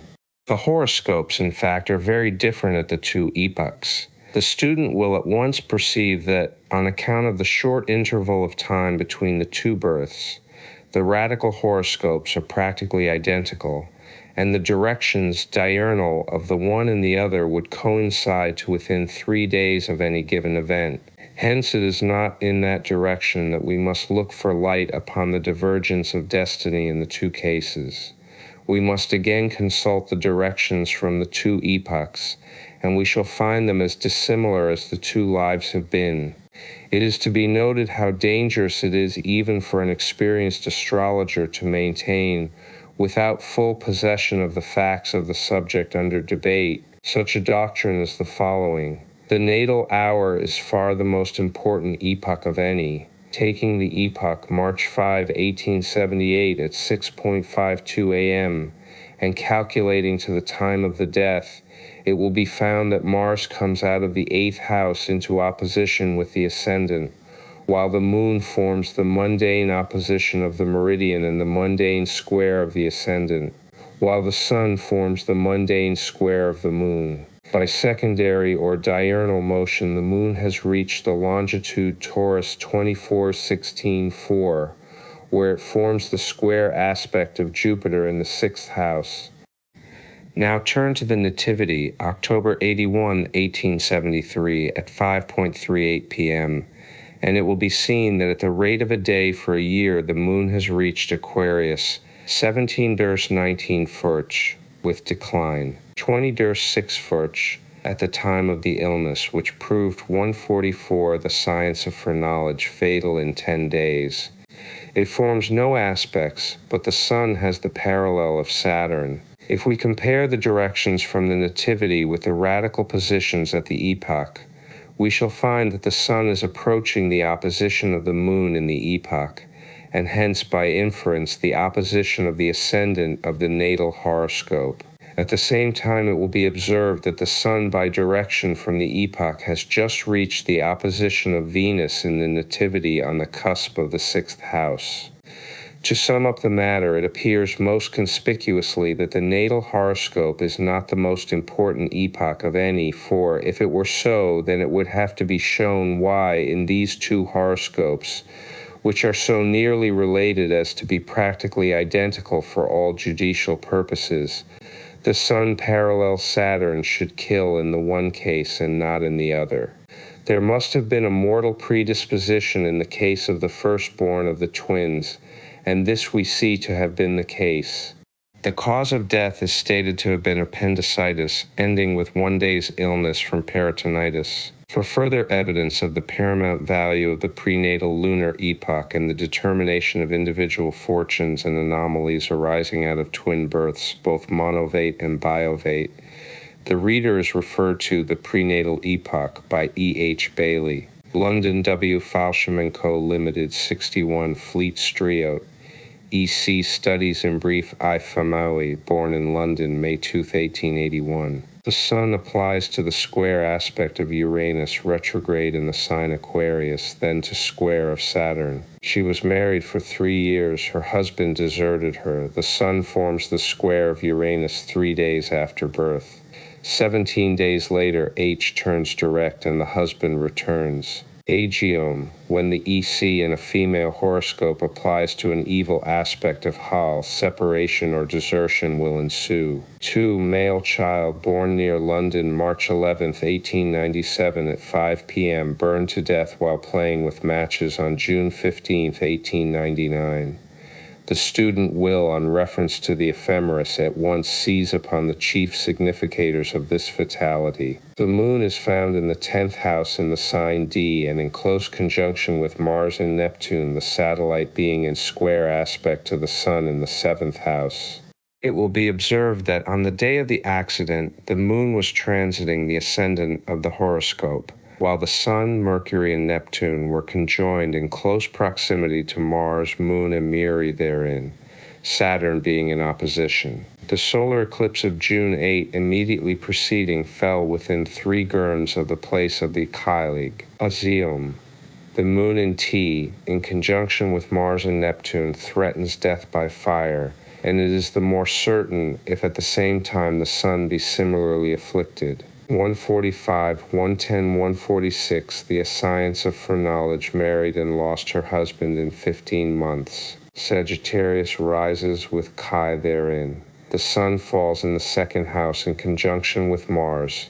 Venus has the square aspect of Uranus and the moon, the latter being in conjunction with Uranus. The sun first forms the sextile of Uranus, Azium. When Venus is afflicted by an evil aspect of Uranus or Saturn, domestic troubles ensue. When the Sun is afflicted by Mars in a female geniture, Ain, husband, is in danger of an early death, Azium. When Saturn and Jupiter conspire to the production of an event, there is generally a silver lining to the cloud.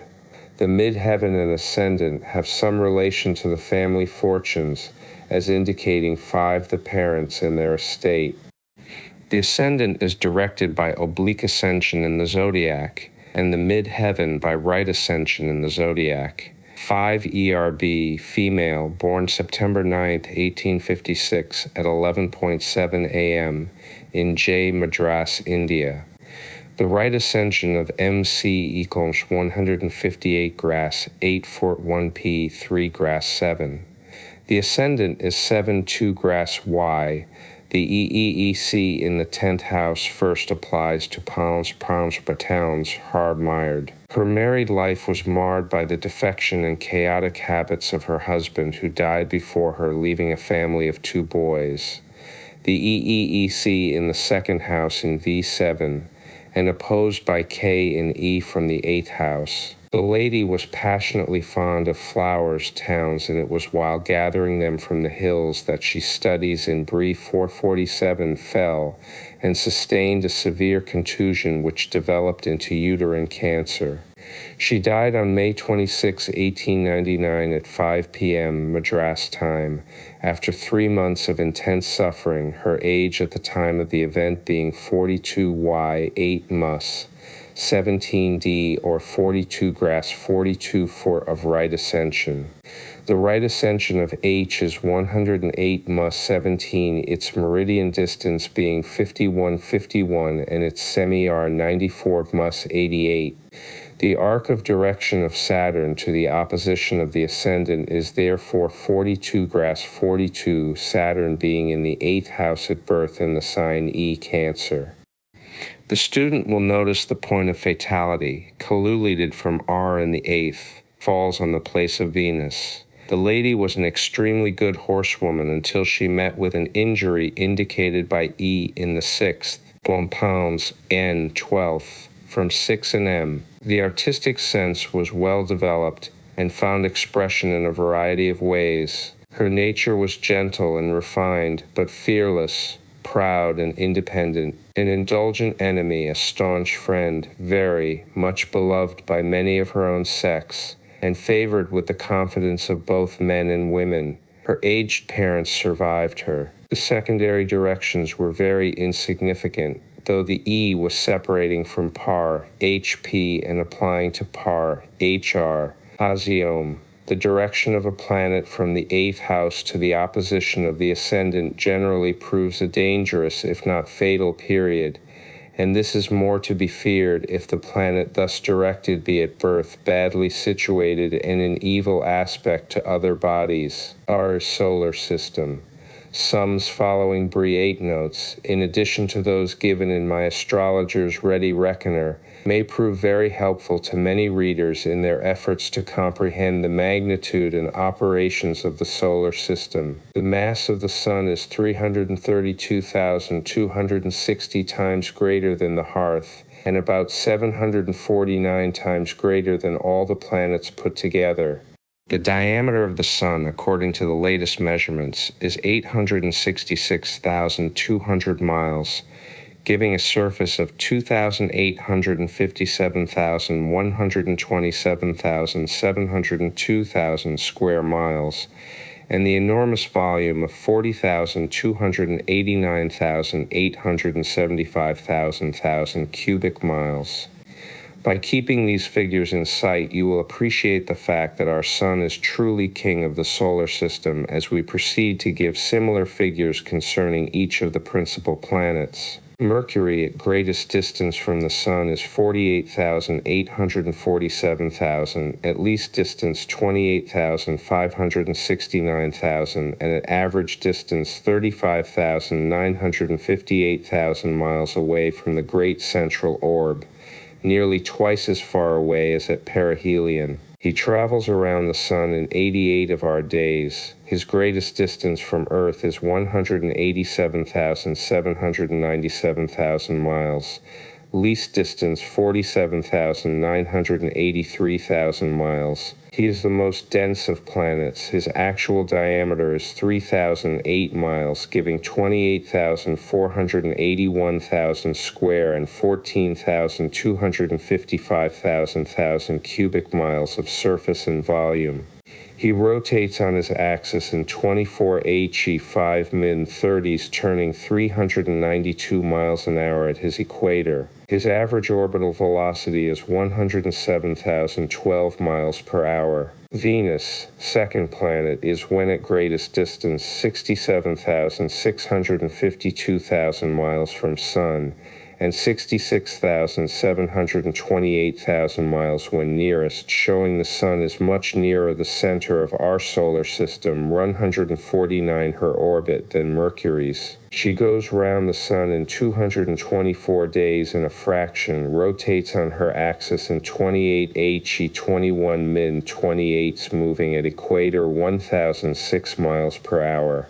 Her orbital velocity is 78,284 miles per hour. Her diameter is 7,480 miles, giving her 175,783,000 square miles of surface and a volume of 219,149,000 cubic miles. Greatest distance from Earth, 162,102,000 miles. Least distance, 28,678,000. This accounts for the vast difference in her apparent size. When her diameter seems smallest, she is more nearly round, the sunlight on more of her surface being reflected to us. Venus is the nearest planet to Earth. War god Mars varies in distance from the Sun from 128,358,000 miles at nearest to 154,714,000 miles at greatest. Time of revolution around the Sun is about 587 days. Rotates on his axis in 24 H, 87 mu, 23s.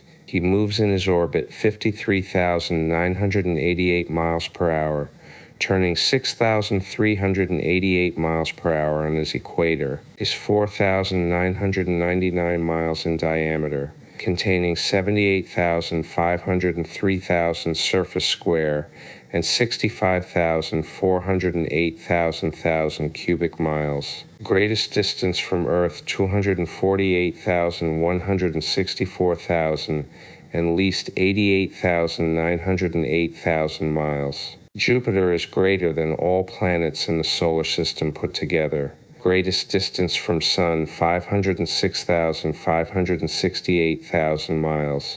Least 460,118,000 miles. He goes around the sun in about 4,882 days, travels in his orbit 29,208 miles per hour, and rotates at his equator 28,001 miles per hour, making a complete rotation on his axis in 9H, 55 mu, 2 E's. Greatest distance from Earth 601,013,000 miles. Least 865,568,000 miles, is 88,489 miles in diameter, having 24,571,480,150,000 science of foreknowledge. Saturn, with his rings and moons, is the greatest wonder of the solar system. No sane mind can ever forget the impressions made by a good telescopic view of this planet. His maximum distance from Sun is 931,038 B00 miles, minimum 841,097,000. He revolves around the Sun in 10,759 days. Orbital velocity 21,560 miles per hour. Speed of rotation at equator 22,476 miles per hour, requiring only 10H 29 mu 17s for a complete rotation of its axis. Diameter of planet 75,086 miles, giving him a surface of 17,688,537,000 square miles and a volume of 221,217,088,000 cubic miles. The open circular space between planet and first ring is 18,640 miles across, the ring itself being 16,765 miles broad. The interval of space between the two rings is 1,750 miles, being so small that a good telescope is required to separate them. The outer ring is 10,820 miles broad, giving a complete diameter of the planet in rings of 172,240 miles. Saturn has 8 moons, some of which are visible in small telescopes. Samuel Eliot Coves developed and published in his work on the Earth in 1860 the astronomical constant 109.62, which is of great use in solving intricate astronomical problems. Thus, if we multiply the diameter of the Moon, 2,160 miles, by 109.62, we have its mean distance from the Hearth Mini 8,779 miles. The diameter of the Sun, 852,584 miles x 109.62, 94,460,258 miles its near distance. Though constant 109.62 has an interesting genesis. The periodic time of the Earth is 865.24 days. This number multiplied by m, or 8 minua 1,416 minua 1,047 minua 84, the square of which is 1,316,700, the cube root of which I is 1,000 minua 1,062. The distance of the Earth from the Sun divided by the diameter of the Sun, 1,062, which is therefore the Sun diameters contained in the assumed distance. It may be a little disconcerting to the advanced Western intellect to learn that this very number was our solar system 151 used as a constant for the number of days, reduced to the lowest terms in which the Sun, Moon, and planets would simultaneously complete their revolutions and come to the same position in the heavens. In other words, it represents the Kalpa. The number is used by the Hindus in computing the mean longitudes of the planets for any period of time as set forth in the Surya Siddhanta and other Indian works of antiquity. Financial astrology, Tur, is a philosophy that begins and ends in the skies, immeasurably above the heads of the earth-born sons of toil, remote from the daily life of man, hidden from his apprehension by the great void of insensible space, bounded on the higher and farther side by the unearthly and on the nether and nigher by the unpractical. This is the astrology, falsely called practical, that exhausts itself in myth and symbol like fragments taken from a colored aureole and set in a kaleidoscope for the entertainment of a wonder-loving, speculative imagination. Its advocates have doubtless very definite views as to the advantages they derive from its study. To them it is a religion, a starlit pathway winding upward to Parnassus. But like all true religion, the wonder and the joy of it are incommunicable. To thresh out the colors of the rainbow on a granite rock may be fit sport for the gods, but we of the earth are quite content to see them, swimming in a barrel of tar. We disentangle the rainbow from the black mass, and find that we still have left 1,000 beautiful perfumes and still more useful things, but the raindrops dry off the granite, the sun sets, and the cold gray glint of the rock is all that is left of the rainbow. All nature is on the side of the practical and the useful. Let our astrologers seek, therefore, to be practical. Many years ago it was said to us, "Make your astrology practical, and the world will follow you." The man who voiced this remark was already convinced of its truth. He only failed to see its practical value. This, in brief, is our object, to demonstrate Financial Astrology 143, the practical value of astrology. We have to bring the stars down to earth, to interpret them into the language of everyday life. In short, to give the man in the street a science of foreknowledge he can turn to his advantage. For some years past, we have studied astrology in relation to the world's commercial and financial interests, and have brought the light of the stars to bear upon the dark problem of future values.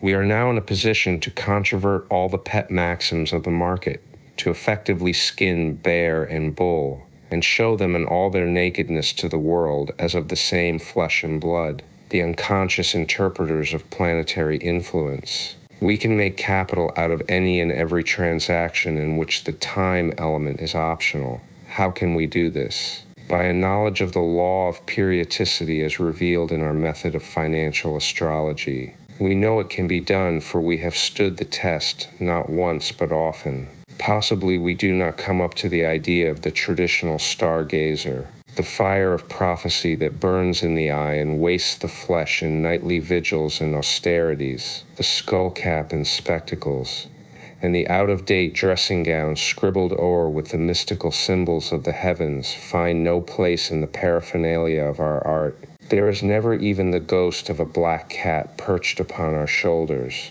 But what we lack in the externals of the craft we can make good by a closer contact with the ordinary wayfarer and a finer sympathy with his nature and his needs, for they are similar to our own in every way. The level earth is good enough for the man with a good ambition. He has no need of a platform or a pedestals.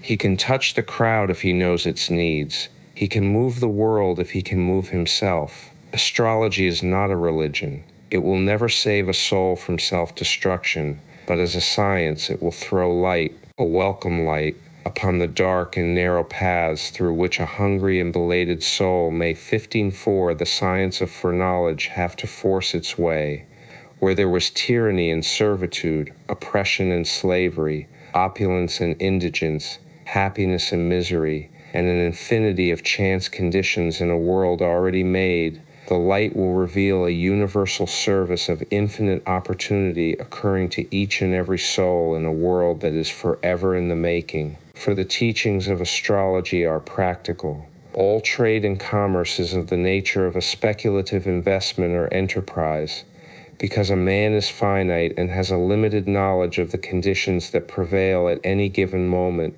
and a still more limited knowledge of the conditions that will thereafter obtain. Every act comes to be of the nature of a speculation. We point this fact because there are those good people, well-meaning but deplorably short-sighted, who cannot conceive of capital apart from labor, forgetting that a good constitution, a well-balanced brain, a special faculty, and an opportunity to use these are capital that the individual has not earned by any labor of his own. They forget that capital is not always expressed in gold, but that more often it is the means of purchasing gold. While all that the earth produces apart from human labor is a free gift to man, we may safely drop the discussion of meum and tuum and lay our hands upon all we can utilize, who are the horny-handed sons of toil that they should be preferred to the artist, musician, or poet. They produce nothing, they only develop that which nature has produced, or so much of it as fortune and capital have placed within reach. The tiller of the soil, the working farmer, whose occupation is universally regarded as the most simple and honest, delves in that which he did not produce, and lives in hope that the seed he has sown will yield in its season. He invests labor, but he speculates heavily in earthquakes and lightning. The tradesman who gets in a stock of comestibles and fills his store with them undertakes financial astrology 155, a liability which he hopes to meet by selling them at a profit. He does not buy to order only, he too speculates. In short, those who require to call speculation by another name before they can call it honest ought to beware how they eat their daily bread. It would be better did they consider the lilies. If astrology is to be of any use to mankind, it must eventually touch the bread and butter considerations of the million, nay more. It must be made to translate bread and butter into cake and cream. Not till then will its more sublime aspects claim the attention of the world. People will be more disposed to submit themselves to the laws of heaven when life on earth is made more pleasant for them. The fact may be an occasion for self-reproach, but it is yet a fact, and has to be reckoned with. The old Adam is a strong gaoler, a terrible brute of a fellow. Get him to sleep, put him at his ease, give him plenty to eat and drink, and something not so hard as stone to lie upon, and we are free to disport ourselves as we list. Those who have wings can use them, so that even the gospel of the millennium, which promises a competence to every man and a universal peace, begins and ends with the things of this world, and brings us no nigher heaven than earth itself can be lifted. The line of least resistance is that of greatest progress. To work along with the forces of nature, to keep to the old and well-worn grooves, and follow the courses of the stars. This is the secret of success in life. Put aside your own judgment, which you have proved thousands of times to be fallible, and follow the law. Why did Joseph Leiter fail to work his corner in wheat? It was elaborately engineered, and as fine a piece of commercial generalship as anything of the kind on record, save that of his namesake in Egypt, in the days of the Pharaoh Ramses. Joseph Leiter was backed by the kings of commerce, and had the market practically in his hands. Then why did he 15/6 the science of foreknowledge fail? Simply because he got out of gear with the machinery of the heavens at a certain stage of the running. The exact date was May 6, 1898, when the market was forced up against the downward impulse of celestial energy. He upheld the market for 4 days and then became aware that he had driven prices too high, and that the only thing to be done was to let them down again as gently as he could. How do we know this? By practical commercial astrology. Did we not predict the big rise in August 1897 in coming events? That of October 1897, CBID IIPP 1819. The slump of mid-November 1897, CBIDP 78. The rise in January 1898, IBID P142. That of February 1898, 2BID P199. The great boom in April, IBID PP 214 and 268. The depression in August, BID P487, and the rise in September, as well as the chief movements in the stock markets from month to month and from week to week. Correspondents whose letters are open to inspections have written in the pages of coming events, showing that we not only had foreknowledge of these movements, but also their extent. And when we saw that Mr. Leiter had made a wrong move, we wrote to some of our clients, so that they might not be carried off their feet by the reaction.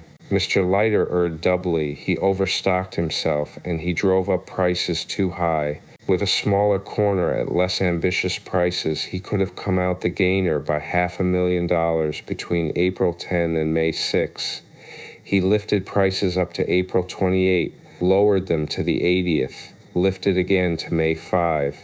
So far he was in harmony with the law, but when he further inflated the market from the 6th to the 10th, instead of clearing out and letting it go down, he committed an error that in one so ambitious and so well equipped might almost be called a sin. He resisted the law and came under its lash. Action and reaction are equal and opposite. Everything in nature tends towards an equilibrium. Life and operation are continually disturbing that equilibrium. Financial Astrology 157 Brium. The normal level of things parity is constantly being touched. The man who would deal with the abnormal must first study the normal. A stock rises, being at the time above par. Hundreds of bulls rush in to take the profit, knowing or perhaps not knowing, as they ought, that the trend of that stock is naturally towards parity, and not knowing how far the passing impulse will take it. Here is the secret of our knowledge. The passing rise is only a preliminary of a heavy fall to something below par. When a quickly moving vessel is put hard a port, it moves to starboard before answering to its rudder. The circumstance has deceived thousands of those who have newly embarked on the ship of commerce. To traffic in strange waters, one must know the running currents as well as the ebb and flow of the tides. Astrology supplies this information. What would be the effect of this knowledge becoming universal? Would not all operators on the market become bulls or bears simultaneously? Certainly not. There must be something to trade before you can buy it. You cannot buy what does not exist, even though you may sell what you have not got, but what nevertheless you undertake to acquire. Bulls would buy at lowest. Bears would sell at highest. The bulls would inflate the market for the ultimate benefit of the bears. The latter would deflate it for the benefit of prospective bulls. Bull and bear are mere hides. You may find the same creature wearing both. TF astrology were to become as popular as its advantages are great, the result would be that fluctuations would be more intense, higher and lower, on either side of the normal. The periodicity would remain as it is a reflex of astral impulse. Here is the great key to success. We can tell you when any stock or produce will turn, when it will be lowest, when highest, when to buy, when to sell.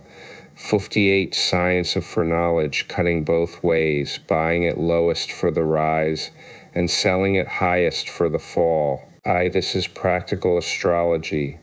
But it is not all astrology is capable of. It is not by any means the highest or best that it can afford, but it is what the world wants of it by way of passport to higher honors, and the world can have it for the asking.